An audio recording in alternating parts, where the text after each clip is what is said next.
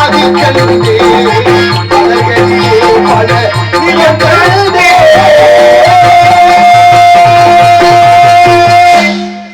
நாராயண நமக நமச்சிவாய நமக ஓம் நமோ நாராயணாய நமக பாடினேன் வாடி வருந்தினேன் மனத்தால் பெரும்பு இடும்பையில் பிறந்து கூடினேன் கூடி இளையவர் தம்மோடு அவர் தரும் கல்வியை கருதி ஓடினேன் ஓடி உயர்வென்னும் பெரும்பதம் தெரிந்து நாடினேன் நாடி நான் கண்டு கொண்டேன் நாராயணா எனும் நாமம் என்று விஷ்ணு கடாட்சியத்தால் மூவுலகம் சென்று மும்மூர்த்திகளை கண்டு கீர்த்திகள் அனைத்தும் பெற்று எம்பெருமான் முருகப்பெருமானை கண்டு தொண்டு செய்ய வண்ணமாக அழகு மலையாகி வேள்விமலை சாரலுக்கு வந்து விட்டோம்.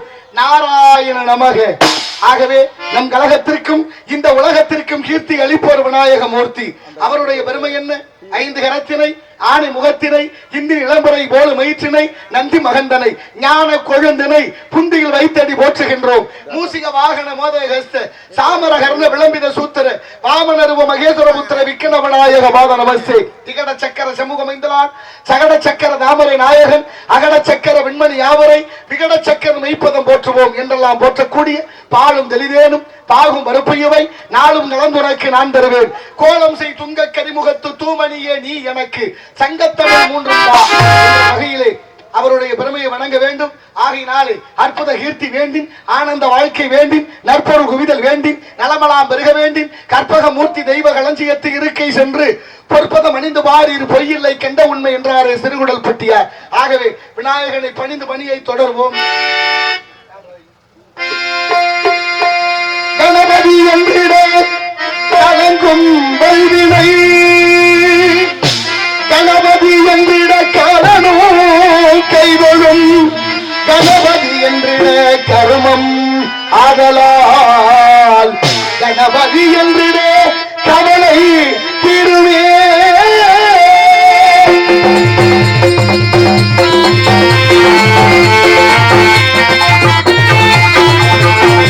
காக்கும் கடவுள் கணேசனை நினை, காக்கும் கடவுள் கணேசனை நினை, கவலைகள் அகல அவன் அருள் துணை. காக்கும் கடவுள் கணேசனை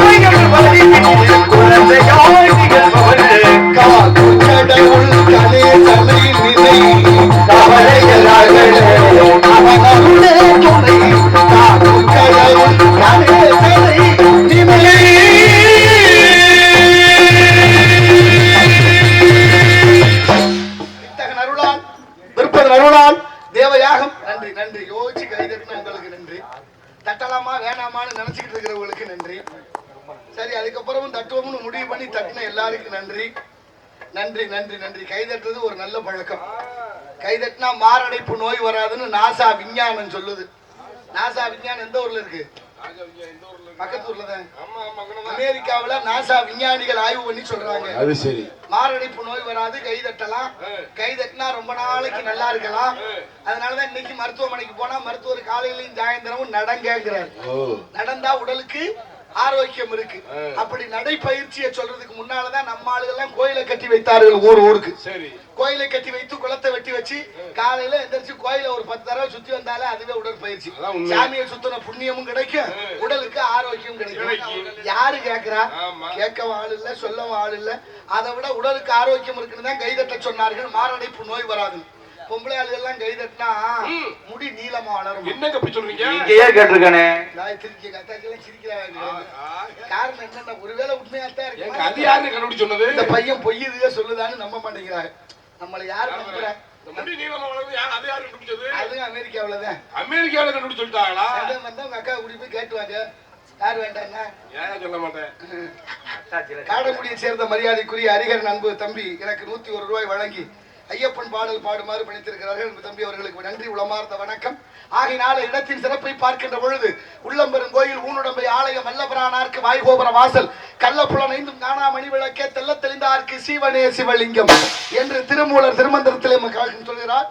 ஆகினால கோயிலும் மனித உடம்பும் ஒண்ணு, எப்படி ஆலயமும் மனித உடம்பும் ஒண்ணு அப்படின்னு கற்பித்ததுனாலதான் திருமூலர் கட்டிய கோயில் சிதம்பரம் நடராசர் கோயில். நடராச பெருமானுடைய ஆலயமும் மனித உடம்பும் ஒண்ணு. எது போல அந்த கோயில்ல இருக்கிற கொடிமரமும் மனிதனுடைய முதுகு தண்டு ஒண்ணு. 2லயும் 32 இணைப்புகள் உண்டு. மனிதன் ஒரு நாளைக்கு விடக்கூடிய மூச்சு 21,600. அந்த கோயில்ல வேயப்பட்டிருக்கிற தங்க ஓடுகள் 21,600. இந்த உடம்புல 72,000 தசை நாறுகள், நாடி நரம்புகள். அங்கே அடிக்கப்பட்டிருக்கிற ஆணி 72,000. அதுபோல இந்த உடம்பு நவதுவாரம் என்ற 9 வாசல்கள் உடையது. அந்த கோயிலையும் 9 வாசல் படி. சாமி இருக்கும் இடம் கருவறை, உடம்புல இதயம் இருக்கிற இடம் கருவறை. எல்லா ஊர்லயும் எல்லா கோயிலும் கதவு திறந்தா சாமி கண்ணுக்கு தெரியும். ஆனா நடராசர் கோயில் அப்படி இல்லை. உள்ளே நுழைந்து இடப்பக்கமாக சென்று இறைவனை தரிசிக்க வேண்டும். காரணம், உடம்பு வைத்தே கட்டிய கோயில் அல்லவா. இந்த உடம்பு 2 கூறு, ஒன்னு வலக்கூறு ஒன்னு இடக்கூறு. இடப்பக்கம் தான் இதயம் இருக்கு. இதயம் இருக்கிற இடத்தில் தான் இறைவன் இருக்க வேண்டும் என்று எண்ணி அறிவியல் வளராத காலத்திலே கட்டப்பட்ட கோவில் சிதம்பரம் நடராசர் கோவில். அங்க ஒரு இன்னொரு சிறப்பு இருக்கு தெரியுமா? எல்லா கோயிலையும் மணி இருக்கும், ஆலய மணின்னு பேரு. சில கோவில்கள்ல சிகண்டி மணின்னு ஒரு மணி இருக்கு. அந்த சிகண்டி மணிக்கு இன்னொரு பேரு கண்டாமணின்னு பேரு. அப்படிப்பட்ட சிகண்டி மணி ஆகிய கண்டாமணி சிதம்பரத்துல இருக்கு. சிதம்பரத்துல கூடிய மணியை ஜெர்மனில இருந்து வரவழைக்கப்பட்டது. ஜெர்மனியில தயார் செய்து கொண்டு வரப்பட்ட அந்த மணியை ஒரு முறை அசைத்து விட்டால் 59 வினாடி அந்த ஓசை கேட்டுக்கொண்டே இருக்குமா. 1 மணி நேரம், 1 மணி நேரத்துக்கு 1 வினாடி, 59 வினாடி. ஒரு நிமிடத்துக்கு 1 வினாடி, 1 வினாடி. குறைவா பேசுவார்ல சில பேர், அவர் நிறைவா சொல்றாரு. வேற ஒண்ணு இல்ல, மன நிறைவுதான். உயர்வா என்னன்னு எண்ணுவதெல்லாம் உயர்வாக எண்ணினால் நடப்பதெல்லாம் உயர்வா நடக்கும். அப்ப 59 வினாடி அந்த ஓசை கேட்கும் ஒரு முறை அசைத்தால். இதுல என்ன ஆச்சரியம்னா, அந்த ஓசையை உங்களுக்கு கேட்க வாய்ப்பு இருந்தால் உங்க ஆயுசுல 7 நிமிடம் கூடுமாம். அப்படிப்பட்ட இறை சிந்தனை எண்ணத்தோடு ஆலயங்களை நிறுவினார்கள். அதனால் தான் ஆலயம் தொழுவது சாலவு நன்று அந்த கிழவி சொன்னா, கோயில் இல்லாத ஊர்ல குடியிருக்க கூடாது என்பது பழமொழி. கோயில் விளங்கணும், குடும்ப விளங்கணும் தான் திருவிழா வருஷத்துக்கு ஒரு முறை கொண்டாடுறோம். வருஷம் ஒரு முறை திருவிழா கொண்டாடி திருவிழா என்று எழுதி வைத்தோம். திருவிழான்னா என்ன அர்த்தம்? விழாதிரு என்று பொருள். திருவிழாங்கிற வாசகத்தை திருப்பி சொன்னா விழாதிரு. இப்ப பெரும்பாலும் திருவிழா பூரா விழுந்துதான் நடக்குது. விழுந்தாதாங்க திருவிழாவே சிறப்பு. ஆமா ஆமா. எங்க சாப்பிட விடுறாங்க? சாப்பிடவா விடுறாங்க? ஐயப்பன் கோயிலுக்கு பஜனை வச்சிருக்கேன் வாடான்னு கூப்பிட்டா சரக்கு வாங்கி வைக்கிறியான்னு கேட்கிறேன். விளங்கு மாடா அந்த நாடு? விளங்குமா? கும்பாபிஷேகம்னாலும் சாராயம் தேவைப்படுது. யாரும் செத்து போனா அன்னைக்கும் சாராயம் தேவை. நல்லதுக்கும் சாராயம், கெட்டதுக்கும் சாராயம். நாசமா போச்சு தமிழ்நாடு. வெக்கம் பேசுறாங்க, போதையே இல்ல நாட்டுல அப்படின்னு. இதெல்லாம் எவ்வளவு பெரிய அசிங்கம், மனசாட்சி உறுத்த வேண்டாம்.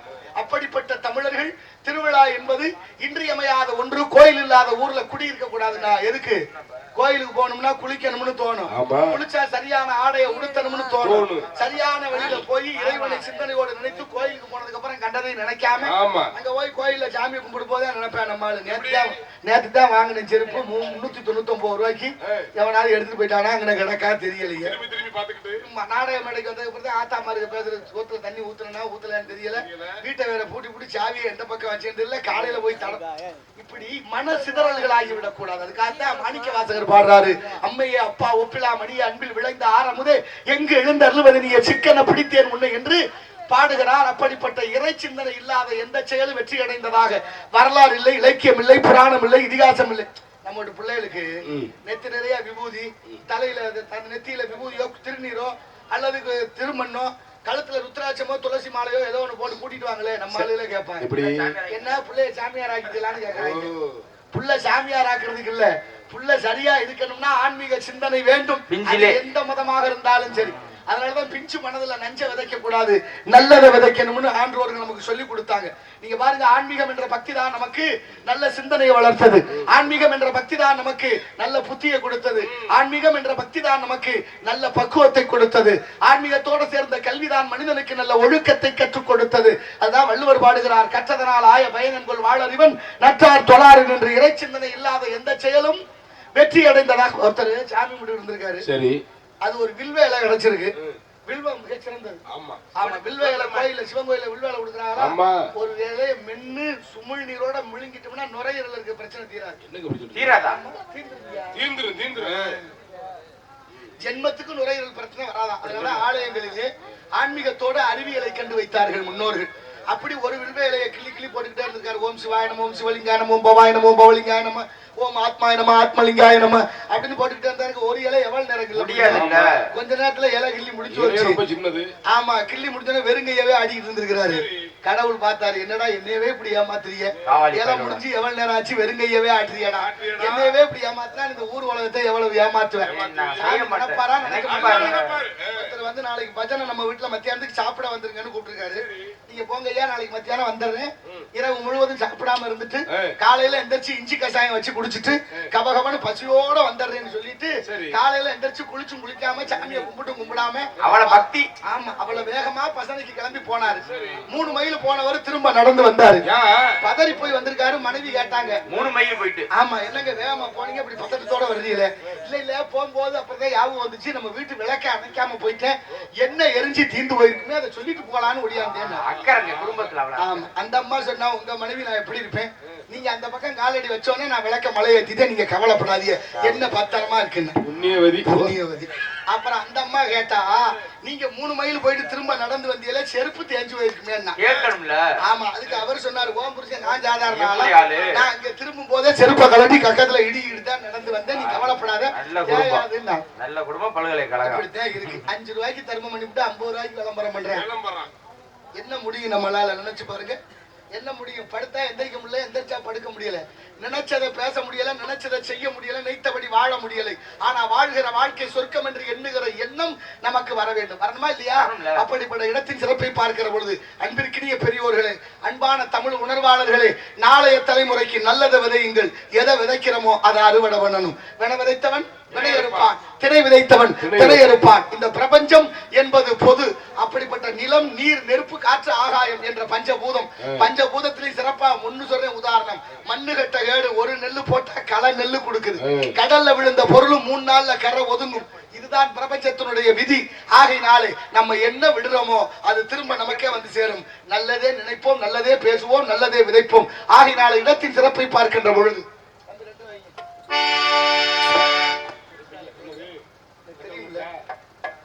விவசாயி விவசாயி கடவுள் என்னும் முதலாளி, கண்டெடுத்த தொழிலாளி. விவசாயி விவசாயி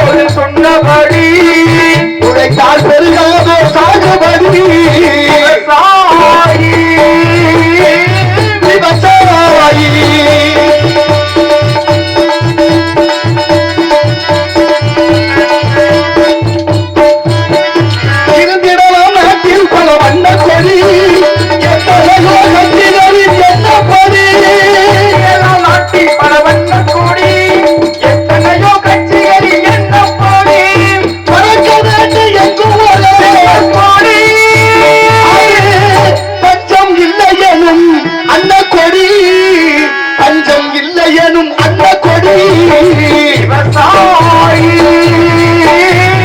விவசாயி கடவுள் என்னும் முதலாளி கண்டெடுத்த தொழிலாளி விவசாயி விவசாயி. நன்றி நன்றி நன்றி நன்றி. அணைச்சு வச்சீங்கன்னா அதுல இருக்கிற வெப்பம் குறையும், அதாவது சூடு குறைஞ்சிரும். சூடு குறைஞ்சிச்சுன்னா சத்தம் கிளம்பாது. அது சூடேற சூடேற உள்ள இருக்கிற காந்தம்ங்கிற அந்த இயந்திரம், இந்த மேக்னெட், அது அணைக்காது. எதையுமே அணைச்சு வைக்காதீங்க, ஏன்னா குறைச்சு கூட வைங்க. அது வெப்பத்திலே இருக்கணும். வெப்பம் ஏற ஏறத்தான் அதனுடைய ஒளிவாங்கினுடைய மகிமையை நீங்க பார்க்கலாம். ஆகையினால இன்னும் 2 பொட்டி இந்த சைடுல வச்சிருந்துருக்கலாம். ஏன்னா இது பறந்த பொட்டலான இடம். குறுகிய இடமா இருந்தா ஒண்ணும் தெரியாது. அதனால சில சிக்கல்கள் இருக்கத்தான் செய்யும். விஞ்ஞானம் ரொம்ப வேகமா வளருது. ஆமா, விவேகானந்தர்கிட்ட போய் கேக்குறாங்க, ஐயா வளர்ச்சி அபரிமிதமா இருக்கே, விஞ்ஞானம் உங்களுடைய கருத்து என்னன்னு. அவர் சொன்னாரு, விஞ்ஞானம் தேவைதான் நாட்டுக்கு, வளரட்டும். ஆனால் ஒரு நாள் எவ்வளவு வேகமா வளருதோ ஒரு நாள் தம்பிச்சு போயிரும். அந்த அளவுக்கு மனுஷன் தானே கண்டுபிடிச்சேன். விடித வரைக்கும் கத்துத, ஏன் கண்டுபிடிக்க முடியல? நம்மளால கண்டுபிடிக்க முடியல. இல்ல நம்ம கண்டுபிடிச்சா நம்ம கண்டுபிடிக்க முடியல. மனுஷன் தான் கண்டுபிடிச்சான், சரியா அதை பயன்படுத்த நம்மளால முடியல. அப்ப அப்படிப்பட்ட விஞ்ஞானம் தம்பிச்சு போயிடும். எது வெல்லுமா? விஞ்ஞானம் வென்றுவிடும் என்றார் விவேகானந்தர். விவேகானந்தர் ரொம்ப சின்ன பிள்ளையா இருக்கிற போது அவங்க அம்மாட்ட போய் சொல்றாரு, அம்மா நான் சாமியாரா போகணும், எனக்கு உத்தரவு விடுங்கன்னு கேக்குறாரு. புள்ள சாமியாரா போகணும், எந்த வேலைக்கு போகணும், என்ன செஞ்சாலும் தாய்கிட்ட அனுமதி வாங்கணும். இப்ப தாய்கிட்ட போய் கேக்குறாரு, ஐயா விவேகானந்தர் சின்ன குழந்தையா இருக்கிற பொழுது நான் சாமியாரா போகணும் அனுமதி கேட்டார். அந்த அம்மா சொன்னா, பக்கத்து அறையில ஒரு கத்தி இருக்கு, எடுத்துட்டு வாப்பான்னா. சரி, போய் அந்த கத்தியை எடுத்தாந்து கொடுத்தாரு. வாங்கி வச்சுக்கிட்டு வேற வேலை இருந்தா போய் பாடுறான்ட்டார். ஒன்னும் சொல்ல சொல்லிருச்சு, மறுப்பே சொல்லல, போயிட்டாரு. அப்புறம் கொஞ்ச நாள் கழிச்சு திரும்ப வந்து கேக்குறாரு, அம்மா நான் சாமியாரா போகணும், உத்தரவு இன்னைக்காவது கொடுங்க. மறுதரம் போய் அந்த கத்தி எடுத்துட்டு வர சொன்னாங்க, எடுத்தாந்து கொடுத்தாரு. பார்த்து வாங்கி வச்சுக்கிட்டு போய் வேலையை பாருன்ட்டாங்க. இப்படி தொடர்ந்து நடைபெறுது. ஒரு நாள் அதே மாதிரி வந்து கேக்குறாரு, அம்மா நான் இன்னைக்காவது சொல்லுங்க, நான் சாமியாரா போகணும், போய் அந்த கத்தி எடுத்துட்டு வா. இப்ப கத்தி எடுத்தாந்து கொடுத்தாரு. இனிமே நீ சாமியாரா போகலாம்னு அந்த அம்மா உத்தரவு கொடுத்தா. ஆமா, எல்லா நாளும் கத்தியத்தான் எடுத்தார சொன்னா, ஒரு நாள் கூட சாமியாரா போன்னு அனுமதி கொடுக்கல. நிறைவான அந்த நாள்ல ஐயா விவேகானந்தருக்கு அவங்க அம்மா அனுமதி கொடுத்தா. ஏன் தெரியுமா? கத்தியை எடுத்தாந்து கொடுக்கும் போது புள்ள குத்துற பக்கத்தை தாய் பக்கமும் கைப்பிடிய கைக்குள்ள வச்சுக்கிட்டு நீட்டினாரு. அப்ப நினைச்சாலாம் அந்த அம்மா, ஒரு குழந்தை யாரா இருந்தாலும் சாமியாரா போறவன் சாமியார் எப்படி இருக்கணுமா? மத்தவங்களுக்கு பாதுகாப்பா இருக்கணும். பாதுகாப்பா, தன் பாதுகாப்பை மட்டும் நினைக்க கூடாது. நம்ம புள்ள இன்னும் பக்குவப்படல, குத்துற பகுதியை என் பக்கமும் அடிப்பகுதி அவன் பக்கம் வச்சிருக்கிறேன், அதனால புள்ள பக்குவப்படட்டும்னு தட்டி கழித்தார். ஒரு நாள் கடைசியா அவர் சொல்ற போது, கத்தியை கொண்டாந்து கொடுக்கிற போது கூறு பகுதியை தன் கைக்குள்ள வச்சுக்கிட்டு அடிப்பகுதியை தாய் பக்கம் நீட்டினா. நம்ம பிள்ளையால யாருக்கும் எந்த ஆபத்து வராது, சாமியாரா போகலாம்னு அனுமதி கொடுத்தா. அவள் தான் தாய். பெற்றாலும் அப்படி ஒரு குழந்தையை பெற்று அந்த குழந்தைக்கு சரியான அனுமதியோடு பக்குவத்தோட வளர்க்கணும். எந்த குழந்தை நல்ல குழந்தைதான் மண்ணில் பிறக்கையிலே அவர் நல்லவராவதும் தீயவராவதும் அன்னை வளர்ப்பிலே. தாய போல பிள்ளை நூலை போல சேலை. நீங்க 5 பிள்ளை பெற்றாலும் 5 அப்பா அம்மா மாதிரி இருக்காது, ஏதாவது 1 2 தான் இருக்கும். பாக்கி எல்லாம் வேறு விதமா போயிடும். பாக்குறமா இல்லையா? ஊர்ல நடக்குது இல்ல, எவ்வளவு வேடிக்கை நம்ம கண்ணு முன்னால நடக்குது, நம்ம வீட்டுல நடக்குது. என்னத்தை சொல்றது? ஆனாலும் விவேகானந்தர்னால இன்னைக்கு அவர் வாழ்ந்த காலம் முழுவதும் எந்த உயிருக்கும் ஆபத்து ஏற்படும். இன்னைக்கு எல்லாம் ஜாமியார் அப்படியா இருக்காங்க. சாமியாரா பார்க்க போய் 99 பேர் செத்து போனேன். நடிகரை பார்க்க போனா அங்கேயும் சாகுறேன். எங்க போனாலும் சாவு, கோயிலுக்கு போனாலும் சாவு, எதுக்கு போனாலும் இந்த உயிரை துச்சமா மதிச்சுட்டாங்க. ஒரு தாய் ஒரு குழந்தையை 7200 மணி நேரம் சுமக்கிறான். 7200 மணி நேரம் கருவுல சுமக்கிறா ஒரு தாய். அந்த குழந்தை 9 மாசம் 9 நாள் 9 மணி நேரம் 9 நிமிடம் 9 வினாடி கருவுல இருக்கு. 10வது மாதம் குழந்தை தலைகீழாக திரும்பி பூமியை நோக்கி வருது. அது தனஞ்செயன் என்ற வீக்கம் காற்றால் உந்தி தள்ளப்பட்டு பூமிக்கு வந்து அப்படியே அந்த பொண்ணு பெத்தோன்னு அந்த தாய் படுற சந்தோஷம் இருக்கு. இப்ப நம்ம சாப்பிட்டா பிள்ளைக்கு ஆகுமோ ஆகாதோன்னு வாயை கட்டி வைத்த கட்டி ஈ கடிக்காம எறும்பு கடிக்காம எப்படி எல்லாம் அந்த பிள்ளைய தாளாட்டி சீராட்டி பாராட்டி வளர்த்து இப்படி நடந்து வரையில கேட்டு பாருங்க. ஒரு 5 வயசுல தம்பி யாரா நீ, யார் மையன்? நான் தான் ஐயப்பன் மையங்க.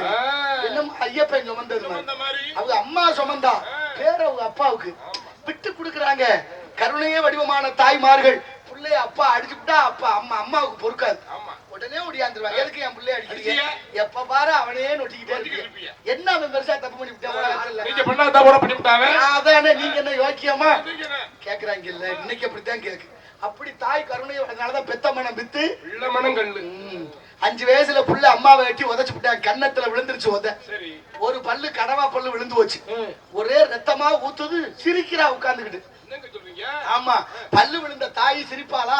பக்கத்து வீட்டு அம்மா கேக்குறா, என்னடி புள்ள வளர்த்து வச்சிருக்க? பிள்ளையாவே சுட்டித்தனமா உதைக்காம சிரிக்கிறா உட்கார்ந்துகிட்டு. அவ சொன்னா, நான் சிரிக்காம என்ன செய்ய? அழுகலாமா? என் புள்ள 5 வயசுல எவ்வளவு வீரமா இருக்கேன் பாரு. ஒரே உதையில பல்லு விழுந்து வச்ச. அப்படின்னா நான் கொடுத்த தாய்ப்பால் எப்படி வேலை செய்யுது பத்தியா? என் புள்ள வீரனா இருக்கிறேன், அதை பெருமைப்படாம என்னை அழுக சொல்றீன்னு பெருமைப்பட்டேன். ஆமா, அப்புறம் 5 வயசு 10 ஆச்சு, 10 15 ஆச்சு, 20 25 ஆச்சு. கண்ட இடங்களுக்கும் போறாங்க, கண்ட காவாளிகளோட சேர்றாங்க, கண்டதையும் திங்கிறாங்க, கண்டதையும் குடிக்கிறாங்க. என்ன கர்மமோ தெரியல, வந்து உதஞ்சு விட்டேன் அம்மாவை. பல்லு விழுகல, ஆனா உட்கார்ந்தா அழுகுறான். என்னங்க அன்னைக்கு பல்லு விழுந்துச்சு சிரிச்சாங்க, இன்னைக்கு அழுகுறீங்க. இப்ப அந்த அம்மா கேட்டேன், ஏண்டி பல்லு விழுந்த அன்னைக்கு சிரிச்சா, இப்பதான் பல்லு விழுகலையே, ஏன் அழுகுற? சரி, இல்ல 5 வயசுல என் புள்ள ரொம்ப தெம்பா இருந்து எட்டி உதச்சு பல்லு விழுந்துச்சு. 25 வயசாகி என் புள்ள தெம்பு கெட்டு போனானே, நான் கொடுத்த தாய்ப்பால் பூரா வீணா போச்சடி, இப்படி போறது அப்படின்னு அழுகுறான். எப்படி நினைக்குது பாருங்க மனசு. அதான் பெத்த மனம் வித்து. என்ன தப்பு பண்ணாலும் பிள்ளைகளை விட்டு கொடுக்க மாட்டா தாய்மார்கள். நடக்குதா இல்ல? அதனாலதான் கெட்டாங்க பிள்ளைய ஊரா. நான் ஒண்ணும் சொல்றதுக்கு இல்ல. எங்க அக்கா இருக்கு உதாரணமா. ரொம்ப எல்லாம் வேண்டாம், ரொம்ப தூரத்துக்கெல்லாம் போக வேண்டாம். எனக்கு தான் தெரியும், அனுபவம் நிறைய இருக்கு. நீ யார்கிட்ட புத்தி சொல்லி பாரு, ஏன்டா இந்த மாதிரி பண்றீங்க அப்படின்னு சொன்னீங்கன்னா உடனே சொல்லுவாங்க, யாரு பண்ணல? ஏன்டா அப்படி குடிச்சு தொலைகிறிய? யாரு குடிக்கல? டேய், இதெல்லாம் உங்களுக்கே முறையாடா? நீங்க என்ன யோக்கியமா கேக்குறேன். பெரியவங்க சொன்னா நம்மளை எழுத்து கேக்குற கேள்வி இருக்கே. 5 வயசுல புள்ள சொல்றேன், எங்க அப்பா ரொம்ப தங்கமானவர், எங்க அப்பா மாதிரி அப்பாவை பார்க்கவே முடியாதுங்கிறேன். 10 வயசானோன்னு சொல்றேன், எங்க அப்பா நல்லவர்தான், இருந்தாலும் அப்பப்ப கத்துவாரு, புத்தி சொன்னா பிடிக்கல. 15 வயசுல அவங்க அம்மாட்ட போய் சொல்றேன், அம்மா உன் வீட்டுக்காரர் சொல்லி வை, தேவையில்லாம நம்ம விஷயத்துல தலையிடுறாரு, அப்புறம் நாளைக்கு நல்லா தெரியாதுன்னு மிரட்டுறாங்க. அப்புறம் 20 வயசுல போய் தலையில அடிச்சுக்கிறாங்க, எப்படிமா அந்த ஆளை கட்டிட்டு குடும்பம் பண்ண? ஐயோ கடவுளே, படுத்து எடுக்கிறாங்க. அப்புறம் 30 வயசுல சொல்லுவாங்க, நாங்க அப்பாவோட பேசுறதே இல்லைங்க. ஏப்பா எது செஞ்சாலும் குத்தம்ங்கிற அந்த லூஸ் மாதிரி பேசிக்கிட்டு இருக்காங்க. மண்டையில முடிவெட்டிட்டு வாங்குறான்னா கோடு போட்டு ரோடு போட்டு, நாகரிகம் அதுக்கு பேரு, பண்பாடு அதுக்கு பேரு, கலாச்சாரம் அதுக்கு பேரு. முடி அலங்காரம் என்பது முக அழக காட்டணும். அலங்கோலமா திடுறாங்க, கேட்டா நாகரிகம்னு ஒத்த வார்த்தை. ஆனா அவங்க செஞ்சாலும் பரவாயில்லைங்க. ஒரு சின்ன பிள்ளைய கூட்டிட்டு போய் அவங்க அம்மா கோடு போட்டு கூட்டிட்டு வரா. எதுக்கு அந்த கோடுன்னு தாய்க்கும் தெரியாது, பிள்ளைக்கும் தெரியாது. எப்படி மாறிட்டோம் பத்தியா? 40 வயசு ஆனா கல்யாணம் ஆகி 2 பிள்ளை விட்டு பிறந்தோன்னு அப்ப சொல்லுவாங்க வர அந்த பயலுக படுத்துற பாட்டுல, ஏன்டா இந்த பாடுபடுத்துறிய? அந்த காலத்துல அவளை வறுமையிலையும் எங்களை எல்லாம் எங்க அப்பா எப்படி வளர்த்தாரு தெரியுமா? எங்க அப்பா மாதிரி அப்பாவை பார்க்க முடியாதுங்க. எப்ப 40 வயசுல அது அப்ப போய் சேர்ந்திருப்பாரு. அதனால உணர்ந்தால் அன்றி உணர்த்த முடியாது. இக்கரைக்கு அக்கறை பச்சை, அக்கறையோட இருந்தா இக்கரையும் பச்சை. முன்னோர்கள் பெரியவங்க சொல்றாங்கன்னா அனுபவப்பட்ட வாழ்க்கையை சொல்றாங்க. இதை செய்யாதீப்பா, இதை செஞ்சா இவ்வளவு பிரச்சனை இருக்குன்னு சொன்னா யாரா கேட்கிறா? யாரு கேட்கிறா? சொன்ன மாதிரி கடை விரித்தேன் கொள்வார் இல்லை என்று போய்விட்டோம். உலகம் வேறு விதமாக போய் கொண்டிருக்கிறது. தாய்மார்களே, ஒரு நேரத்துல பிள்ளைகளுக்கெல்லாம் கிச்சு கிச்சு மூட்டி கையில தயிர் கடை, மோறு கடை, பருப்பு கடை சொல்லி வளர்த்தோம்ல. சோறாக்கு குழம்பு போய் அப்படியே தாத்தாவு கொடு, பாட்டி கொடு, அம்மாவு கொடு, அப்பாவு கொடு, அக்காவு கொடு, அண்ணனு கொடு, தம்பி கொடு, தங்கச்சி கொடு, நம்ம வீட்டு நாய்க்குட்டி கொடு, பூனைக்குட்டி கொடு, எழுத்த விட்டு மாமாவு கொடு, பக்கத்து வீட்டு அக்காவு கொடு, அத்தை கொடு அப்படின்னு சொல்லி வளர்த்த சமூகம் இந்த சமூகம்.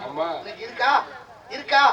அதைத்தான் பள்ளிக்கூடத்துல பகுத்துண்டு பல்லுயிர் ஓம்புதல் நூலோ தொகுத்தவற்றுள் எல்லாம் தலை என்று திருக்குறள் சொல்லிட்டு சாப்பிட்டோம் நம்ம எல்லாம். இன்னைக்கு பள்ளிக்கூடத்துல திருக்குறள் சொல்றது இல்ல. பள்ளிக்கூடமாவே இல்ல. என்னத்த போய் சொல்றது? நீங்க பிள்ளைகளை எழுப்பும் போதே ஒரு கலையா இருக்கும். காலையில பொழுது விடிய போதுன்னா சீக்கிரம் எழுப்பணும் பிள்ளைகளை. பொதுவா எத்தனை மணிக்கு எந்திரிக்கணும் தெரியுமா? சொல்லுங்க. 3 மணிக்கு எந்திரிச்சா ஞானிகள், 4 மணிக்கு எந்திரிச்சா யோகிகள், 5 மணிக்கு எந்திரிச்சா போகிகள், 6 மணிக்கு எந்திரிச்சா மனிதர்கள், 7 மணிக்கு எந்திரிச்சா எரும மாடுகள்.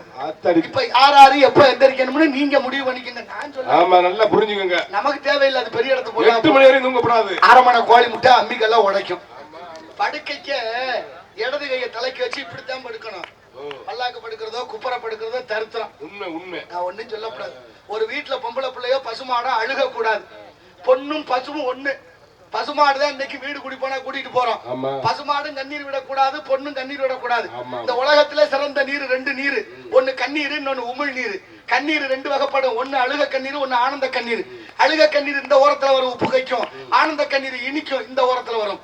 எச்சில் என்ற உமிழ்நீர் சிறந்தது. ஒரு காயம் இருக்குன்னா அதுக்கு அழகாக எச்சில தொட்டு வச்சா புண்ணு ஆறும்.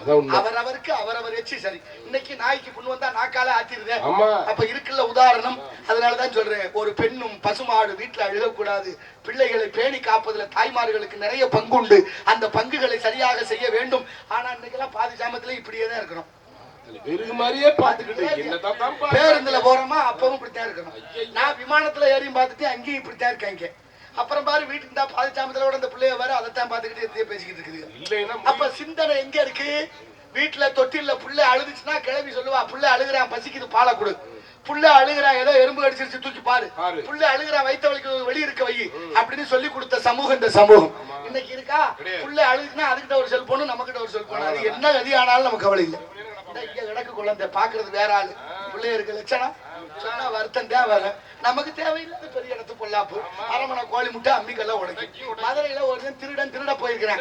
ஒரு வீடு திறந்து இருந்திருக்கு. திறந்த வீடுன்னா ரொம்ப எளிமையா போயிடலாம்ல. படக்குன்னு உள்ள நுழைஞ்சிருக்கேன். முன்னால சோபாவில ஒரு அம்மா உட்கார்ந்துக்கிட்டு தொலைக்காட்சி பெட்டியில ஒரு நாடகம் பார்த்துக்கிட்டு இருக்கிறான். நாடகம் பார்த்த அம்மா இவனை பார்த்துட்டாலோ பார்க்கல, இவனுக்கு ஒரு பயம் வந்துருச்சு. நம்மளை பார்த்திருப்பாளோ அப்படின்னு நினைச்சுக்கிட்டு கொஞ்சம் தயங்கின. இருந்தாலும் போய் பார்ப்போம் என்ன பண்றான்னு பார்ப்போம்னு அந்த தொலைக்காட்சி பெட்டிக்கு அந்த அம்மாவுக்கு இடையில குறுக்க போனேன். சரி, அந்த அம்மா படம் பார்த்த ஆர்வத்துல யார் அவன் குறுக்க போறது, ஓரமா போறியா ரொம்ப சந்தோஷமா அப்படின்னு போனேன். சரி எதுக்கு இன்னொரு முறை போவோம்னு திரும்பி குறுக்க போனேன்.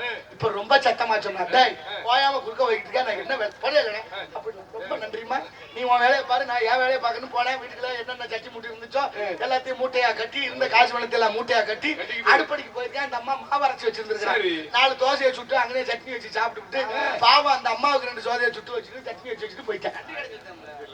எப்படி இருக்கு பாருங்க. அப்ப அதுல மூழ்கி இருக்கணும். நம்மளை ஆட்கொண்டிருக்கு எது? Android phone.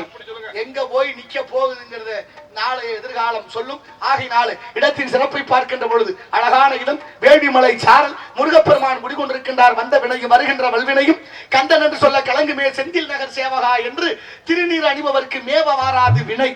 ஒரு விஷயம் நல்லா புரிஞ்சுக்கணும். மாட்டு வண்டியும் மனித உடம்பு ஒண்ணு. எப்படி சொல்றீங்க? மாட்டு வண்டியும் மனித உடம்பு ஒண்ணு. மாட்டுக்கு அறிவு இருக்கு, 5 அறிவு. வண்டிக்கு அறிவு இல்ல, அது ஜட பொருள். அறிவில்லாத வண்டி அறிவுள்ள மாடு ரெண்டும் ஒண்ணு தானா சேராது. ஆனா சேர்த்து பூட்டி ஓட்டுறதுக்கு வண்டி மாட்டு உரிமையாளர் என்ற உடையவர் ஒருத்தர் இருக்கு.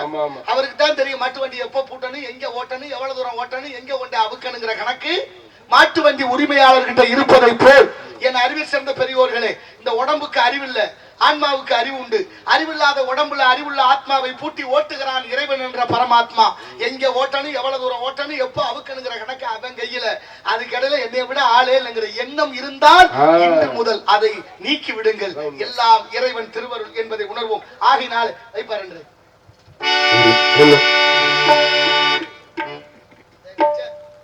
சிதம்பரத்தை பேசணும்னா சிதம்பரம் வந்துட்டார். அருமையத்தான் சிதம்பரம் அவர்கள் பிச்சையம்மாள் அக்கா வீட்டுக்காரரு. தெரியுது நினைத்து நிறைய பேருக்கு தெரியும். ஆள் ரொம்ப உயரமா இருக்கு. வாங்க மச்சான். 51 ரூபாய் அன்பளிப்பு வழங்கியிருக்கிறார்கள். ஐத்தான் அவர்களுக்கு நன்றி, உளமார்ந்த வணக்கம். ஆகினால் நடந்தாய் பாடி காவேரி, நடந்தாய் பாடி காவேரி, நாடெங்குமே நன்மை எல்லாம் இருக்க, நடந்தாய் பாடி காவேரி.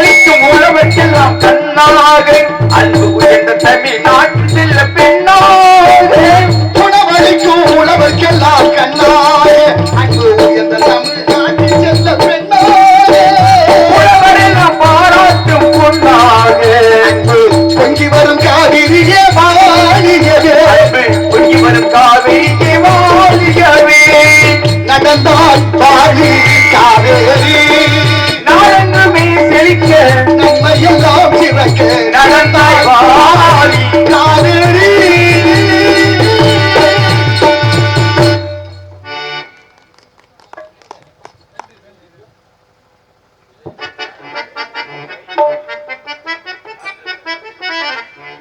நடந்தாய் வாழி காவிரி என்று ரொம்ப அழகாக காவிரி வெள்ளம் பெருக்கெடுத்து ஓடியதை பாடிய கவிஞர்கள் பாடல் ஆசிரியர் ஐயா அருமையா சீர்காழி ஐயாவுடைய குரல் வெண்கல குரலோன் காவிரி வெள்ளம் அவள் அழகா நடந்திருக்கு நடந்தே வந்தாளா காவிரி வெள்ளம் பொறுமையா ரெண்டு கரையும் புரண்டு ஓடியதுக்கு இன்னைக்கு காவிரி ஆத்த பார்த்தா எப்படி இருக்கு பாலைவனம் மாதிரி இருக்கு சரி தண்ணி இல்ல ஆடி பெருக்கு நாளை மறுநாள் ஆடி 18 ஆடி பெருக்குன்னா காவிரியில தண்ணி வரணும் கர்நாடகக்காரன் தண்ணி திறக்க முடியாதுன்னு முந்தா நாள் வரைக்கும் போராட்டம் நடத்திக்கிட்டே இருந்தாங்க இப்ப நேத்து அறிவிச்சிருக்காங்க இப்ப 10,000 கண்ணாடி தண்ணி நேத்து திறந்தாச்சு சாயந்தரம் அப்படி காவிரி வெள்ளம் பெருக்கெடுத்து ஓடுது காவிரி மேலாண்மை வாரி அமைச்சு பல ஆண்டுகள் ஆச்சு இன்னைக்கு வரைக்கும் அதுக்கு தீர்வு எட்டப்படவில்லை அண்ணே வணக்கம் நல்லா இருக்கீங்களா சாமிநாதன்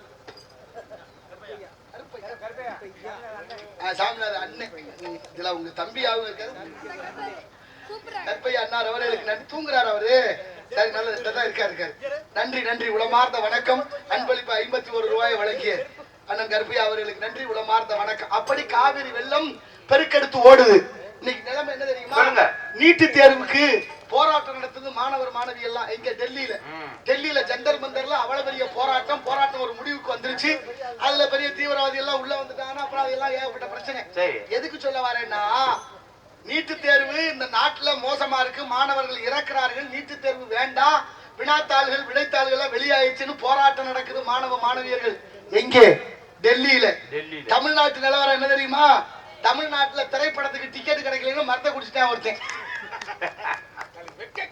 கேவலமா இல்ல இந்த பிள்ளைகளை பெத்ததுக்கெல்லாம் பெத்த வயிற்றுல பிறண்டே வச்சு கட்டணும் என்னத்தை சொல்றது டெல்லியில போராடுற நீதி கேட்டு இங்க ஜனநாயகன் திரைப்படத்துக்கு டிக்கெட் கிடைக்கல சாகுறான்னா அவன் செத்தா என்ன இருந்தா என்ன பிள்ளைய பெத்த வயிற்றுல என்னத்தை சொல்றது இல்லை எப்படி போச்சு பாருங்க தமிழ்நாடு கொஞ்சம் கூட உணர்வே இல்லாமல் தனி ஒரு மனிதனுக்கு உணவில்லை என்றால் என்றான் பாரதி அவ்வளவு பெரிய மகத்துவம் வாய்ந்த நாடு மாண்பு நிறைந்த நாடு உலகத்துக்கே வீரமும் அறிவும் கடன் கொடுத்த நாடு அப்படிப்பட்ட தமிழர்கள் இன்று குடிக்கு அடிமையாகி போனதுதான் ஐயா வேதனையா இருக்கு 25-30 வருஷத்துக்கு முன்னால வீட்டுக்கு 1-2 பேர் தான் குடிப்பாங்க ஊருக்குள்ள 1-2 பேர் தான் குடிப்பாங்க அது வெளியே தெரியாம தெரிஞ்சா அசிங்கம்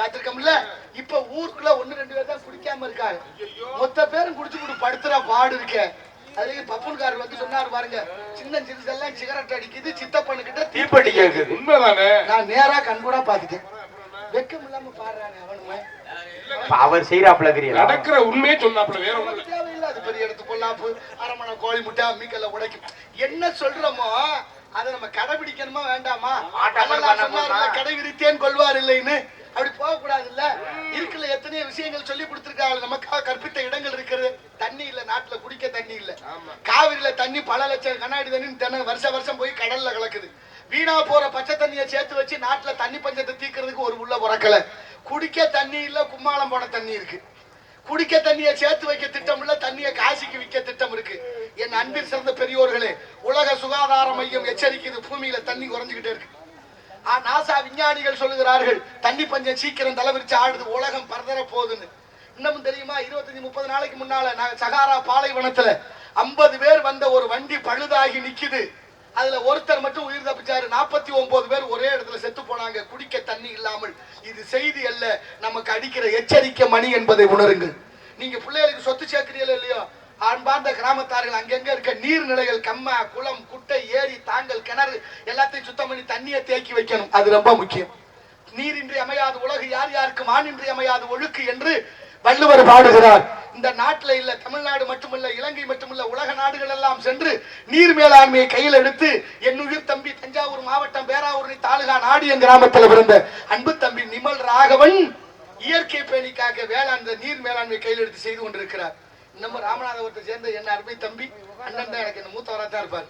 அன்பு அண்ணன் இயற்கையாளன் தவம் இந்த இயற்கையை பேணி காத்து இயற்கையாக விவசாயம் செய்து நம்மளால முடிஞ்சது 4 பேருக்கு நல்லது செய்கிறது என்ன வருது பாருங்க. அவரை இயற்கை பேணுகிறது. ஆகையினால் நாளைய தலைமுறைக்கு நல்லதை சொல்லிக் கொடுப்போம், நல்லதுதான் நமக்கு நல்லதா நடக்கும் அப்படிங்கிற காரணத்தினால இடத்தின் சிறப்பை பார்க்கின்ற பொழுது அழகான இடம் வேள்விமலை சாரல். இந்த இடத்திலே எப்படி எல்லாம் இருக்க வேண்டும் அஞ்சரை வைங்க. உயர்ந்த இடத்தில் இருக்கும் போது உலகம் உன்னை மதிக்கும், நிலைமை கொஞ்சம் இறங்கி வந்தால் நிலகம் கூட நிற்கும். உயர்ந்த இடத்தில் இருக்கும் போது உலகம் உன்னை மதிக்கும், உன் நிலைமை கொஞ்சம் இறங்கி வந்தால் நிழலும் கூட மிதிக்கும். மதியாத தலைவாசல் அதே என்று மானமுள்ள மனிதனுக்கு அத்தை சொன்னது, அத்தை சொன்னது அதில் அர்த்தம் உள்ளது. பரமசிவன் கழுத்தில் இருந்து பாம்பு கேட்டது, கருணா சௌக்கியமா யாரும் இருக்கும் இடத்தில் இருந்து வந்தால் எல்லாம் சௌக்கியமே. கருடல் சொன்னது அதில் அர்த்தம் உள்ளது.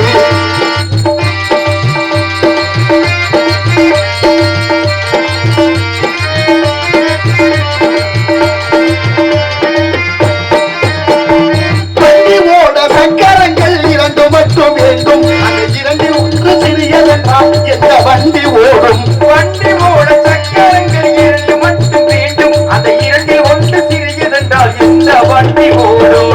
உனைப்போடு அளவோடு உறவாட வேண்டும், உயர்ந்தோறும் தாழ்ந்தோறும் உறவு கொள்வது சிறுமை என்பது அதில் அர்த்தம் உள்ளது.